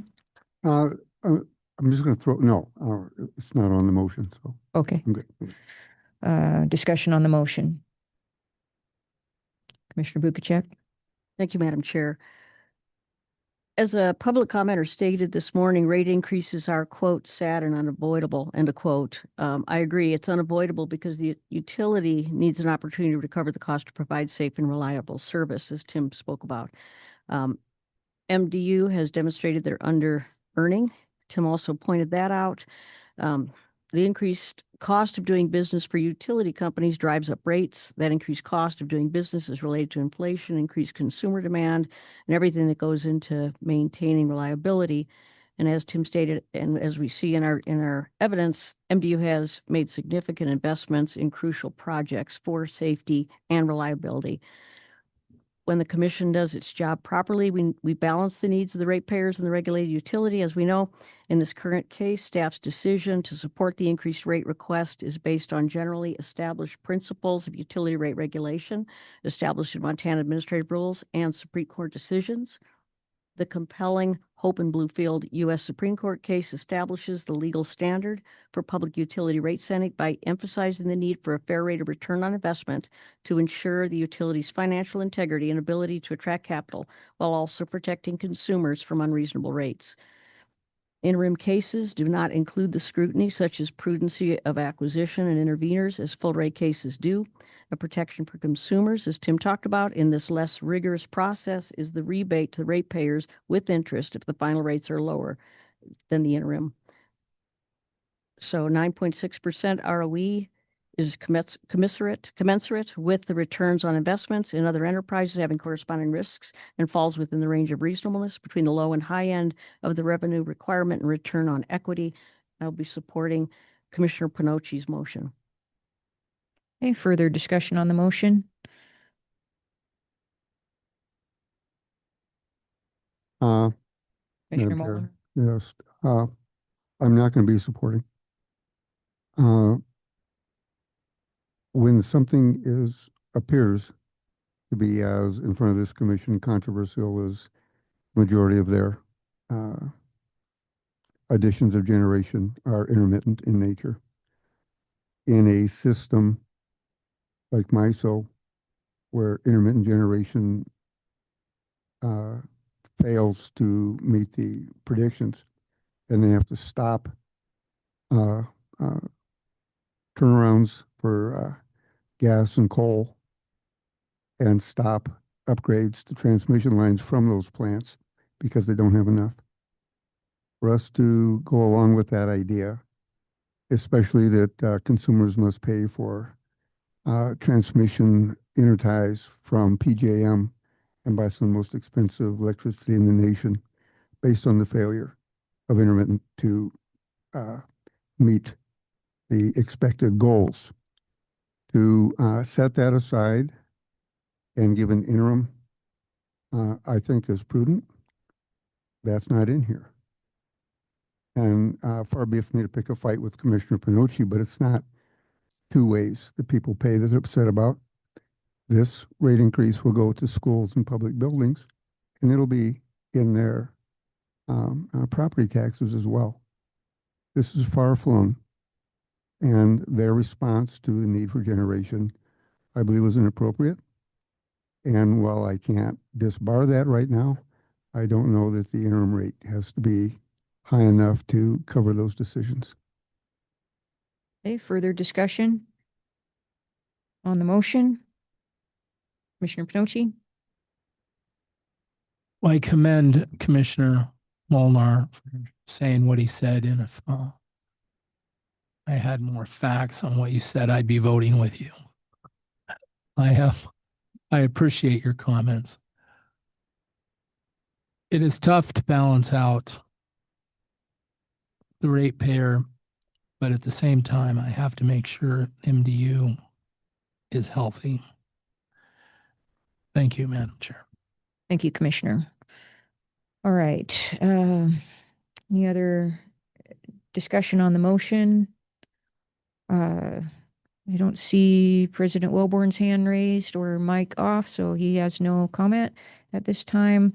I would just note that this interim rate request is 74% of the total rate increase requested, and I'm going to reserve my prudency review for the final docket in this after we hear from various parties and get a chance to review the evidence in the record as the record is built out. So that's my comment. And with that, we will go ahead and go to a vote on Commissioner Panocci's motion.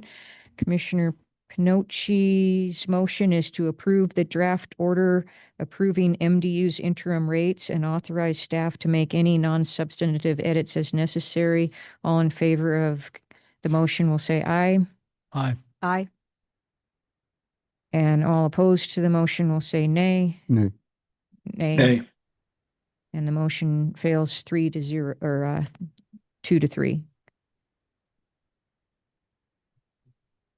The motion fails 2-3 with Commissioners Wellborn, Molnar, and Fielder dissenting.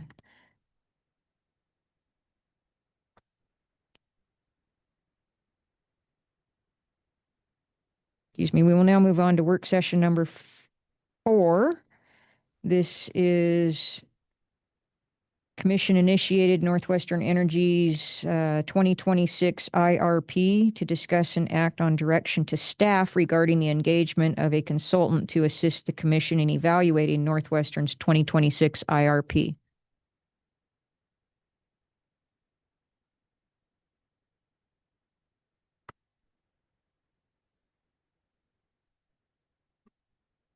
Good afternoon, Madam Chair and Commissioners. My name is Haley Gobert. I am an analyst in the Regulatory Division, and with me is Teresa Umans from the Legal Division. The purpose of today's work session is to discuss authorizing staff to begin the process of issuing a request for proposals for consulting services to assist the Commission in evaluating Northwestern Energy's 2026 Integrated Resource Plan, which the utility expects to file with the Commission next April. Montana Code Annotated 69.3-12046B authorizes the Commission to engage an independent consultant to evaluate a utility's IRP. When the Commission engages a consultant, it must charge a fee to the utility to pay for the cost of the consultant. The utility is allowed to recover those costs in rates. The 2025 Montana Legislature enacted House Bill 55, which implemented changes to the utility long-term planning process, including setting deadlines for the Commission to complete its review when a utility files an IRP. Within 120 days of receipt of a complete plan, the Commission must review the plan, publish a copy, provide at least 60 days of public comment, and provide 2 public meetings. The Commission comments identifying deficiencies in the IRP must also be completed within the 120-day deadline. Given the agency's existing workload and the extensive modeling scenarios and sensitivities anticipated in Northwestern's upcoming IRP, staff resources are not currently sufficient to undertake the in-depth assessment necessary for IRPs within that time frame required. In anticipation of this IRP filing, the Commission previously requested in House Bill 2 to allow the Commission to spend up to $200,000 in fees to pay for the cost of a consultant. House Bill 55 also appropriates an additional $200,000 from the general fund to the Commission to carry out the requirements of the Act. In total, this provides the Commission with the flexibility to spend up to $400,000 on a consultant. Staff recommends that the Commission authorize staff to begin the process of developing an RFP for consulting services to assist the Commission in evaluating Northwestern's 2026 IRP. Thank you, Madam Chair, and I'm available for questions. Thank you, Ms. Gobert. Are there any questions for staff? I will just say thank you. I think it's good to get ahead of this, and obviously the IRP evaluation is important and takes a good deal of time to get RFPs out and evaluated and back to make sure that we can pick a qualified consultant to take an independent look at the IRP. So with that, I will entertain a motion. I have a quick question. Oh, I'm sorry. I didn't speak up Commissioner quickly. Bukacek, question?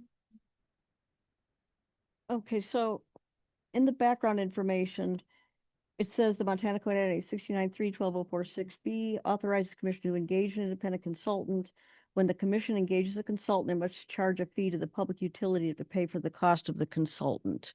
And so how does that work with the 400,000 and the utility being required to pay for it? How does that work?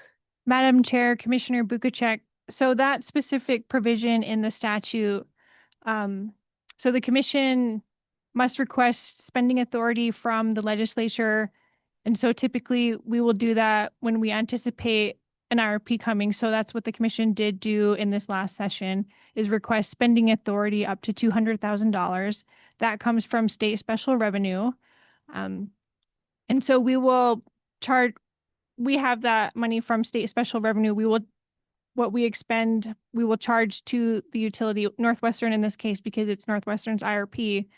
And so Northwestern will pay for that. And then that will be reflected in rates eventually that that is eligible for cost recovery.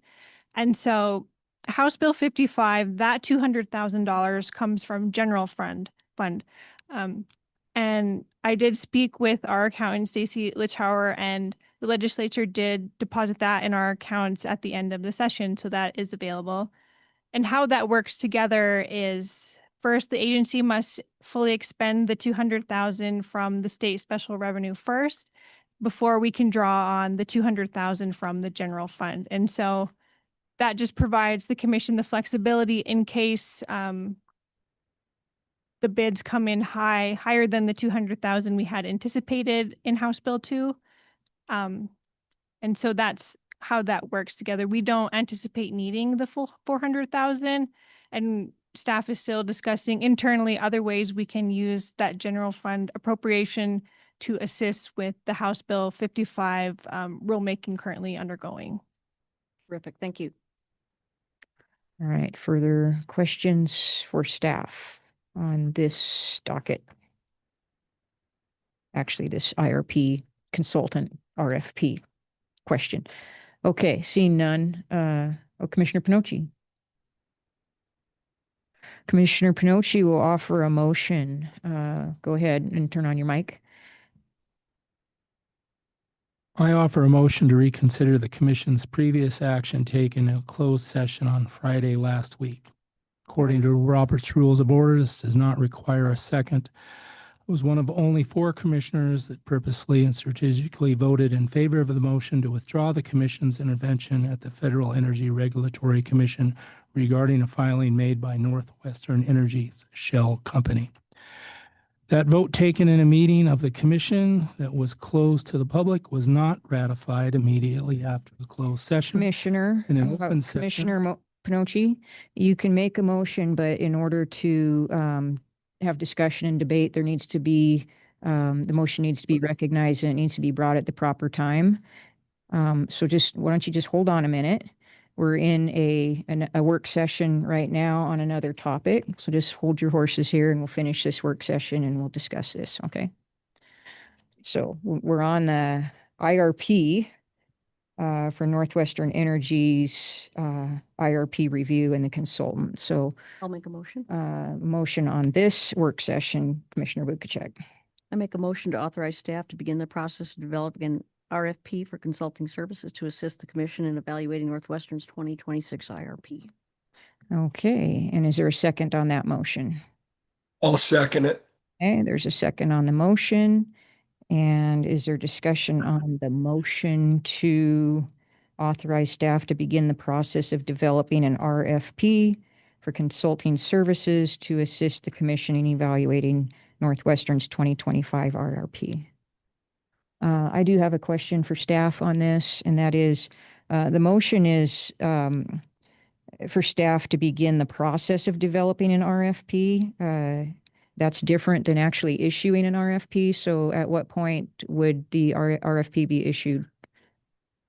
Madam Chair, yes, so today's motion is just giving staff authorization to begin working with the DOA staff, state procurement. So with them, we will draft, a scope of work, and that's discussed in the memo of what that would look like.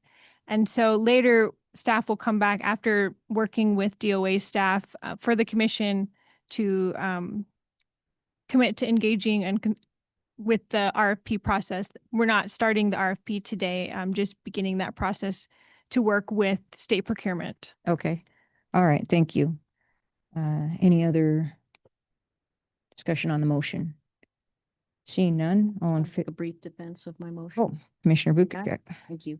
So I consider House Bill 55 to be one of the most important PSC related bills passed during the 2025 session. And so in addition to thanking staff members, Haley, Will, Teresa, and Amanda, I take this opportunity to thank Representative Gary Perry, sponsor the bill, and Senator Zolnikoff, who was one of the masterminds behind it. Having an independent evaluator will help us properly perform our duties intended to keep the lights and heat on at the best possible price. All right. And further discussion on the motion? Vice President Fielder, could we restate the motion? I think I heard both 2025 IRP and 2026. Okay. The motion, Commissioner Bukacek. Staff begin the process of developing an RFP, consulting services to assist Evaluating Northwestern's 2026. just as written in the work session request. All right, all in favor of the motion, please say aye. Aye. Aye. Aye. And all opposed to the motion, say nay. I'm not hearing all the commissioners' votes. Commissioner Bukacek, did you vote? Yes, I voted yes. Commissioner Bukacek voted yes. Commissioner Wellborn is voting yes. All right, so the motion carries 5-0. Thank you. All right, and with that, commissioners, we've been at this for almost 2 hours now, and I recommend that we take a brief recess and come back for our final work session number 5. And I believe this work session relates to the motion Commissioner Pinocci wanted to make. So without objection, we'll just take a, let's say, 9-minute recess and come back at 3:35. And so we are in recess at 3:26.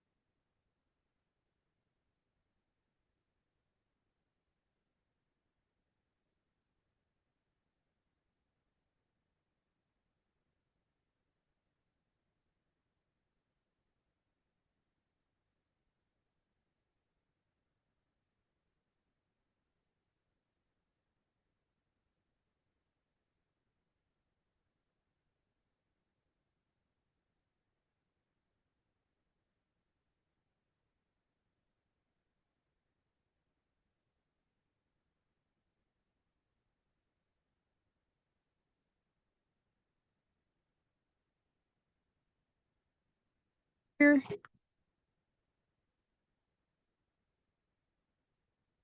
The commission is back on the record. The time is 3:36 p.m. Tuesday, December 16th, and we are going into work session number 5, which is commission initiated, Northwestern Energy, Northwestern's agreement to acquire Puget Sound Energy coal strip shares, associated FERC filings, and related matters, to receive updates and potentially take action. And to start this work session, for the record, I will read in the results of a closed meeting the commission held on Friday. That was December 13th, I believe. 12th. Let me get this right. Friday, December 12th. And at the commission work session on Friday, the out of cycle work session on December 12th, after the commission went into closed session, there were 3 motions made, and I will report on those. And then we are going to hear from the utility. Northwestern Energy has an informational update on this particular action. And then we will entertain motions from commissioners, if any, at that point. So in the work session, the work session was closed because it was dealing with litigation matter and litigation strategy regarding Northwestern Energy's FERC filing and the commission's intervention request in that filing. And the discussion involved the identification of some discrepancies between the commission's motion to intervene in that docket and the actual filing that was submitted on our behalf by legal counsel. In order to rectify the disparities between the commission's action to enter into the litigation on that matter, or to request late intervention, and the actual filing submitted by the FERC counsel, the commission's FERC counsel, Commissioner Molnar moved to concur in the Montana PSC's filing as submitted to FERC by our FERC counsel on December 3rd, 2025. Commissioner Pinocci seconded that motion. Commissioner Bukacek then moved a substitute motion to withdraw the PSC's comments to FERC. President Wellborn seconded the substitute motion. After some discussion, Commissioner Bukacek then withdrew her substitute motion, and Commissioner Molnar's main motion failed 1-4, with Commissioners Wellborn, Pinocci, Bukacek, and Fielder dissenting. Then, after further discussion, Vice President Fielder moved to withdraw the Montana Public Service Commission's FERC filings in their entirety before the close of business that day, December 12th, and instead open a PSC investigation docket to address related matters within state jurisdiction. Withdrawal will include a brief explanation to FERC, noting the PSC filing decision was not fully informed and contained significant errors, and the Montana Public Service Commission is satisfied that it can assess the prudency of the transactions within its jurisdiction through the state regulatory processes. That motion passed 4-1 with Commissioner Molnar dissenting. That is the committee report from that meeting, and we will now hear an update from Northwestern Energy. Because the commission voted to open an investigation on this matter, we're not going to have discussion with the utility today. We will just hear their update on this matter, and then we will go into the investigation and the protocols for getting our questions answered and doing our fact finding through that vehicle. So with that, for Northwestern Energy, I guess we have Mr. Green. And I understand this is about a 15-minute or so attempt to summarize. Is that about right? 15, 20 minutes? That is certainly my goal, Okay. Madam Chair. Thank you. Madam Chair, Commissioners, as previously indicated, Mike Green, Associate General Counsel on behalf of Northwestern Energy. At the outset, Madam Chair, I would note that We found out about the commission's investigation at about 1:17 today when that docket was initiated. It was a little concerning to us to come appear in front of the commission with an open investigation when we don't know the allegations or the issues in that investigation. But in the interest of continuing in the spirit of transparency and cooperation, we are here.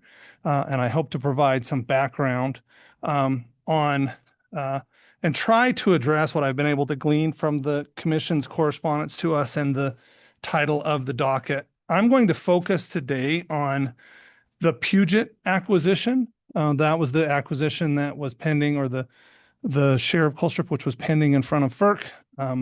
The Avista acquisition is also occurring simultaneously and under very similar circumstances, but that's the subject of an open docket, and so which has not been properly noticed today. So I will try to stay away from that as much as possible. First, I do want to note our appreciation for the commission having the courage to review its filings, acknowledge the issues in that filing, and then acting to preserve its own state jurisdiction by withdrawing from that federal docket. There's been a lot of discussion here about commission approval versus commission review. I want to assure you there was never any intent to hide any of these matters. That was all occurring publicly. There's materials in our public filings about what we were doing.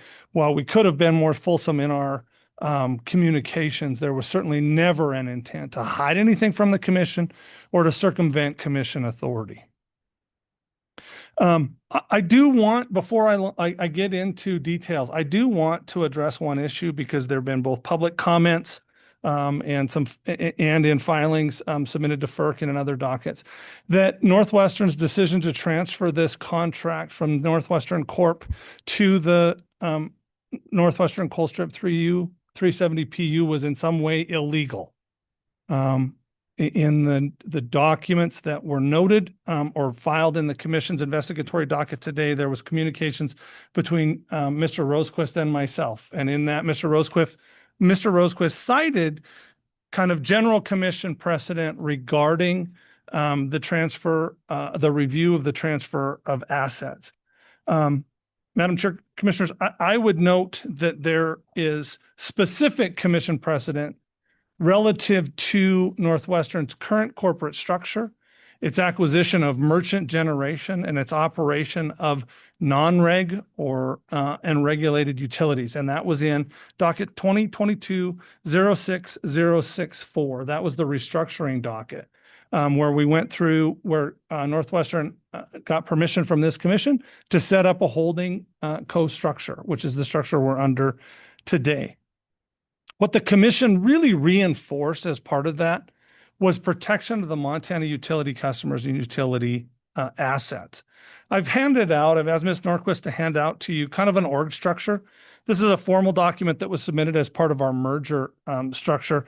I've taken the liberty of drawing on here blue lines reflecting the Montana utility and its subsidiaries. This is the portion of the business that we consider to be under Montana ring fencing. That's within the commission's active jurisdiction. And the liabilities from outside that blue line cannot flow into the blue line without commission approval. You'll note I've highlighted in yellow where we placed the Northwestern Colstrip 370 PU subsidiary, and that was by design. You'll notice that that is outside of the ring fencing, and it is consistent with what the commission directed Northwestern to do as part of its restructuring order. I won't go into detail on that, but to the notion that the transaction was illegal in some way, I want to note in the restructuring order, the commission directed that if the utility were to transfer assets having a net book value of over $10 million, any part of which was included for recovery through Montana Utilities rates, the company was under an obligation to notify the commission. The commission specifically says it's not required to seek approval of those transactions, just to notify the commission. We've had some discussions and correspondence with Mr. Rosequist and in the FERC filings to note that this asset is zero rate base. the Avista asset will come into the utility at zero rate base. And there's been some discussion about what the true value of these assets are. And if you look at avoided cost or replacement assets, certainly we believe that they are valuable assets from a societal, from a customer service perspective, but from a fair market value perspective, which is what we look at from a gap and a utility regulatory basis, these are zero value assets. And that's important because that allowed Puget and Avista to give up these assets without Washington Commission approval. It allowed us to take on those assets without FERC approval.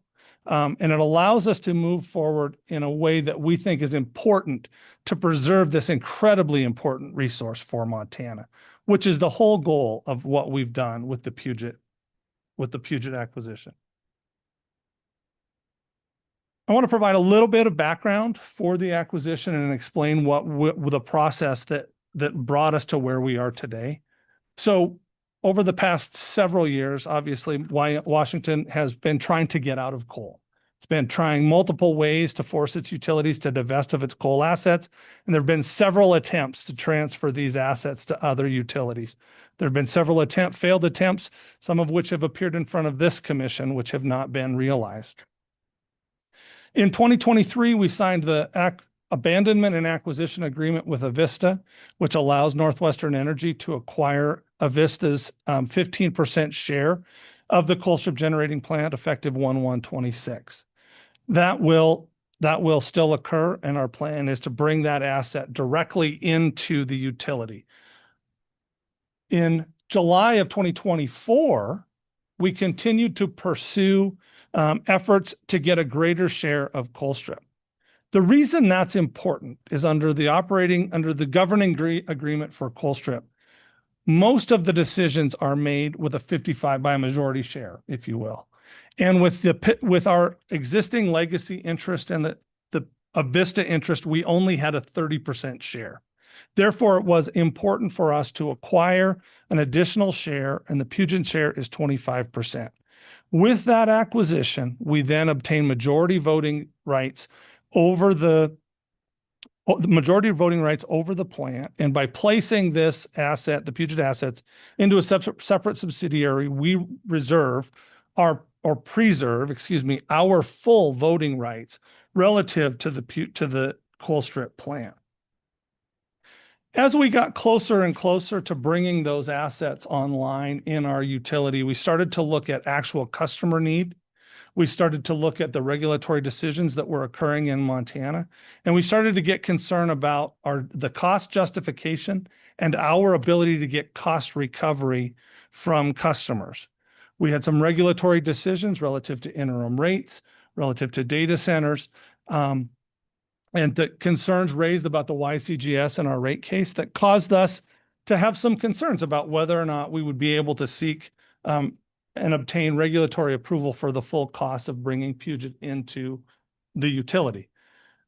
Since that asset had not been identified in our resource planning process, and since we don't think it's currently needed to serve our current customer load, we made the decision to pivot with those resources, to take the company risk, to place those assets into this merchant generation resource outside the ring fence of the utility, to protect customers from the costs associated with that plant, and to allow the company an opportunity to cover some of the costs of O&M from that resource.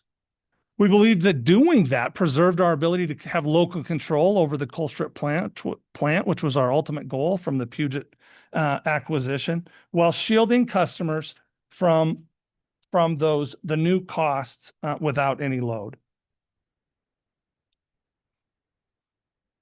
We explored many options for how to handle cost recovery. We looked at rate cases, we looked at pre-approval, we looked at filing a PCAM waiver motion like we did with the Avista share. And ultimately, we determined that the best way to preserve this and to preserve the ability for this asset and flexibility for this asset to serve customers in the future and allow the commission an opportunity to review the prudency of bringing that asset into the utility was the course that we chose. We then entered into a long-term contract, which provides us other benefits, which are not necessarily relevant for today, and then entered into sought FERC approval for us to sell that on a wholesale basis.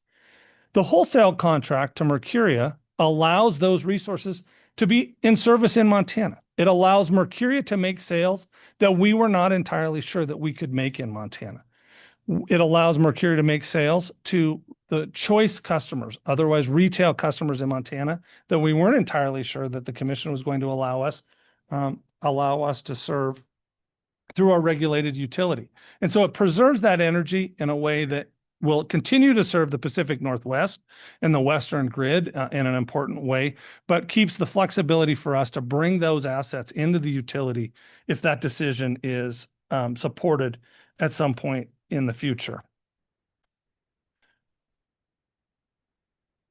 As I've indicated, I think I've explained why we didn't seek commission approval. And as I indicated, there was no intent to escape commission review questions about these assets or questions about this transaction, nor was there any intent to eliminate the opportunity or to avoid the opportunity to bring these assets into the utility in the future. What we believe is the placement of these assets in 370 PU preserves our operating control over the assets.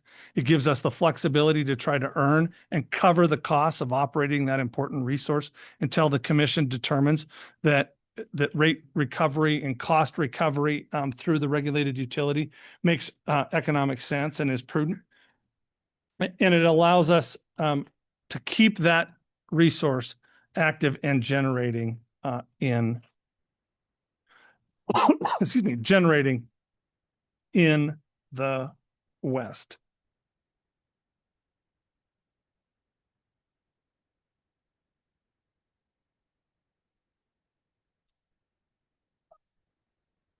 Madam Chair, I'm trying to make sure that I've covered all of the points. I'm at a little bit of a disadvantage, as I said, trying to anticipate the commission's questions here.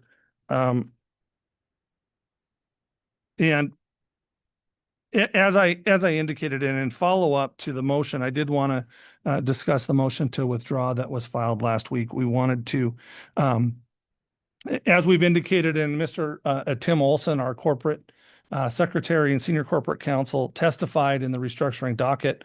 We do not contest the commission's ability to review affiliate transactions. And so that is an important resource that the commission retains despite its decision not to participate in the FERC docket. And then we also, to the extent that these assets do come into rate base and these costs are recovered from, and the costs are recovered from consumer, that will be a process in which the commission has an active and fulsome opportunity to review and approve. Madam Chair, with that, I think I've covered the additional issues unless the chair has something else that you would like me to cover at this point, but we look forward to engaging with the commission as this what we hope will be a short investigation continues. Thank you. As I said, because there is a investigation docket being opened on this, we're not going to have a Q&A with you today, but we'll address that through the proper vehicle of the investigation. So thank you for your time today, Mr. Green. All right. With that, I understand that Commissioner Pinocci has a motion. And Commissioner Pinocci, before you start, I'm going to ask you to just state the motion. If it's a motion to reconsider without going into debate or merits of the motion, the first proper action would be to just move reconsideration of whichever action it is that you're asking the commission to reconsider. So with that, Commissioner Pinocci. Thank you, Madam Chair. I would like an opportunity to discuss why I'm doing this. At some point, I offer a motion to reconsider the commission's previous action taken in a closed session on Friday of last week. Okay, thank you, Commissioner Pinocci. And is there a second to that motion? From yes, under Robert's rules, the motion must be seconded. I'm at 37-5, and it's by those who were on the prevailing side. So that would mean Commissioner Wellborn, Bukacek, Fielder, or Pinochi can move the motion for reconsideration and second the motion for reconsideration. But I will say, before we even get there, Commissioner Pinochi, you would like to reconsider the action of the commission to withdraw its FERC filing by close of business day on Friday and instead open a PSC investigation docket. That's the action you're asking the commission to reconsider? I'd like to read the statement. Well, first we would have to get the reconsideration on the table, and then we would debate the actual merits of the motion if it is placed before the commission. And I went to the rule book during the recess, and under Robert's Rules 37.5, reconsider cannot be applied to an affirmative vote whose provisions have been partly carried out, or to any vote that has caused something to be done that it is impossible to undo. And the commission action on Friday was to withdraw its comments to FERC by close of business on Friday, and that was executed. That filing was made. So a reconsideration of that is not permissible because it's already something that's been done. However, the investigation into Northwestern has not been yet opened formally. So if you would like to reconsider the commission's action to open an investigation on this matter, I think that would be in order.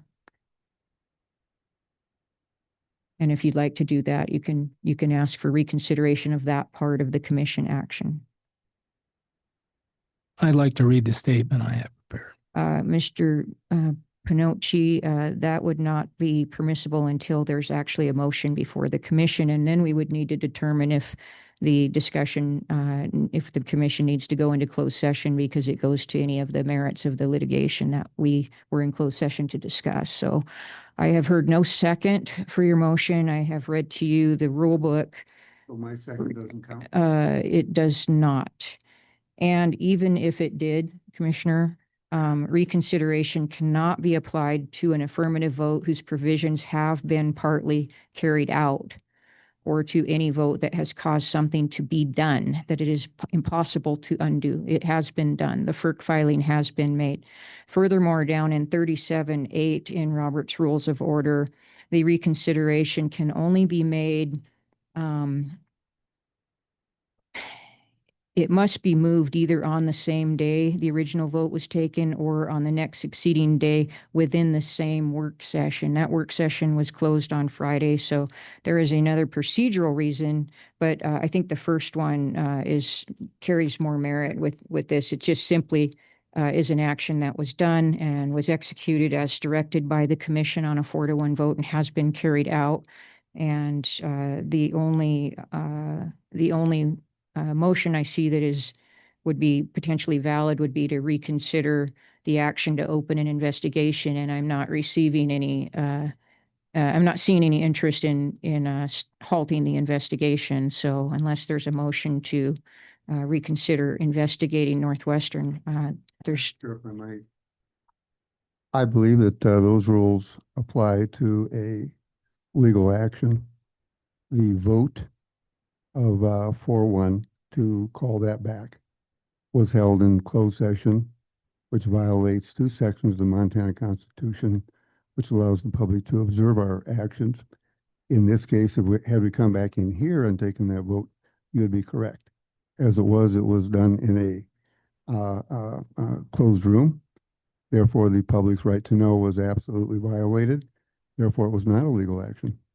Commissioner Molnar, the commission operates under Robert's Rules of Order in a deliberative process, and under the statutes of Montana, the commission has a statutory authority to go into closed session on matters of HR and litigation strategy. Those reasons were announced before the commission went into closed session.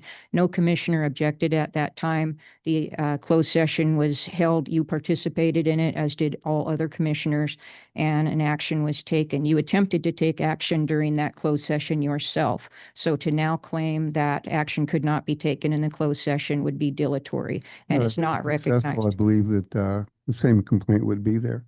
And Commissioner Molnar, if you would like to, under Robert's Rules of Order, I've read you hold the the internal reading of the policy chair. manual that we will follow the Constitution because that's our oath. Okay, Commissioner Molnar, I do not see a motion on the table that's a valid motion. Is there any other motions any commissioners would like to bring today? Would See- it be possible for me to make just a regular motion and not a motion to reconsider? You can make, as long as your motion does not go into something that we should be handling in closed session that deals with the litigation. If it deals with the investigation, I think it's fair game. But if it deals with the litigation, no, we would have to go into closed session for that. And we can't reconsider that action because that action has already been done as far as the filing, which is, I think is where you're trying to go. So Well, where I'm trying to go is there can be a second motion to refile new comments. And I don't think that goes to a closed session.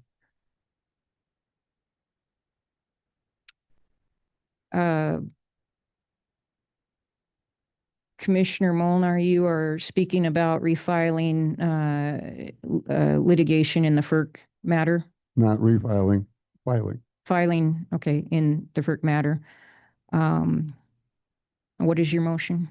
My motion would be to file new comments with FERC that address our new concerns and any upcoming concerns, i.e.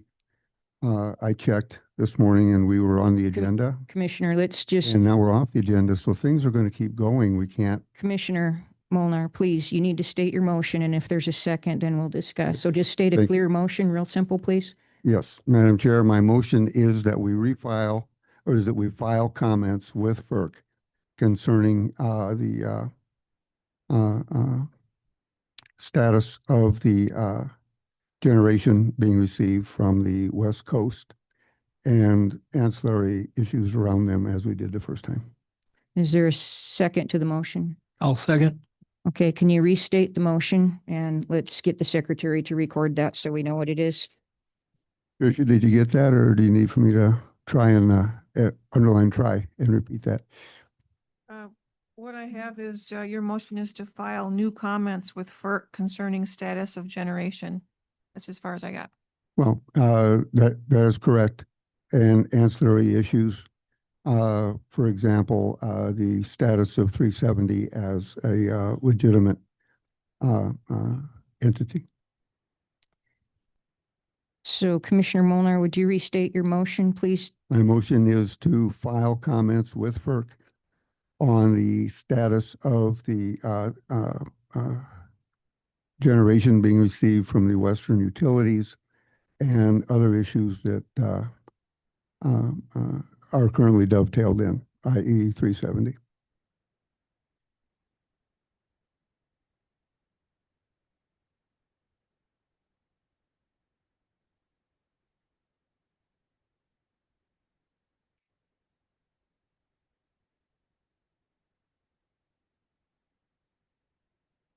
Okay, if I have this right, the motion is on Commissioner Molnar is to file new comments with FERC regarding or on the status of generation being received from Western utilities and other issues related to PU 370. Is that Correct. That's correct. And Commissioner Pinocci has seconded that motion. Correct? Okay. And so discussion on the motion without going into any of the confidential discussion from Friday. I just have a procedural question, I suppose, and that would be Commissioner Molnar, are you want the commission to file comments on the same docket that we had previously filed comments on? I believe that's been expanded a little bit by one docket, so it would be the entire issue, yes. Okay, so on those two dockets. All right. And so in order to do that, the commission would need to receive late intervener status, correct? No, No? no. Just file comments without an attorney or without seeking late Well, intervener when we're status? talking attorney, I believe, Madam Chair, that the format, the form is there from what we did. And Mr. Smith and I could work out some new language so that it is not identical filing and actually includes the second docket that's been opened. Okay. Any other discussion on the motion? Now that we know what the motion is, Can I defend my motion? if you can please stay within the confines of the public information on this and not I go have into, no idea how hard I'm going to do that. if we need to discuss anything further than that, we can just go into the Yes. closed session. I understand, but I think what I'm about to say is of interest to the public at large and is pretty much exactly what we're trying to do right now.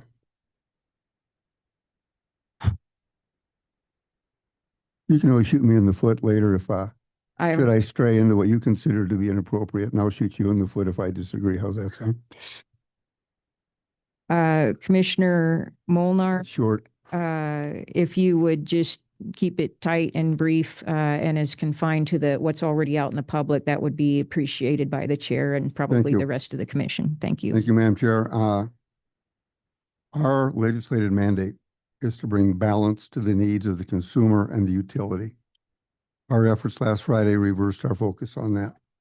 The only issue is, will the low-cost energy from the West Coast utilities serve Montana residents and commercial customers to their economic gain? Or will it serve data centers and the economic gain of Northwestern investors, the largest of which is BlackRock, Inc.? Everything else, Madam Chair, is ancillary to that.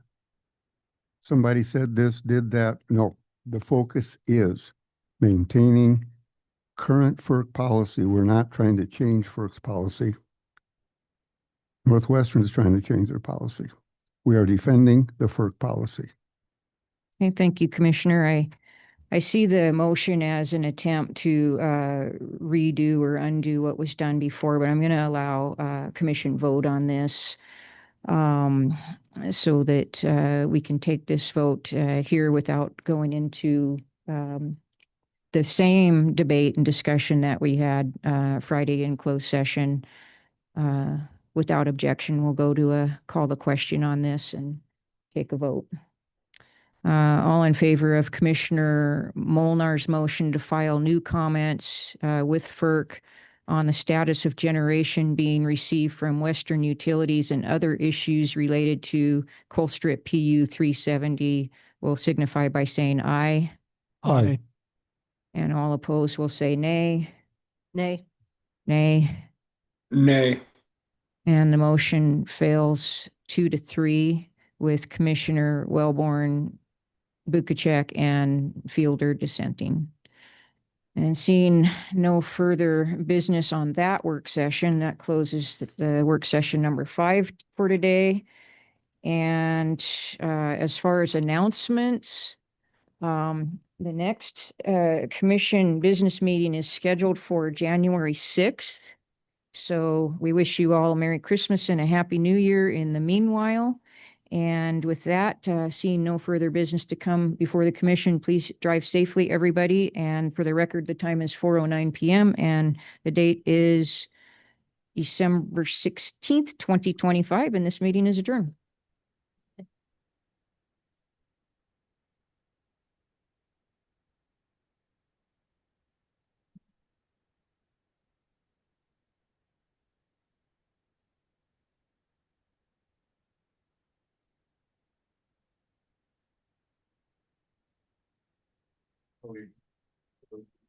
You did good. Thank you. I appreciate it. Good.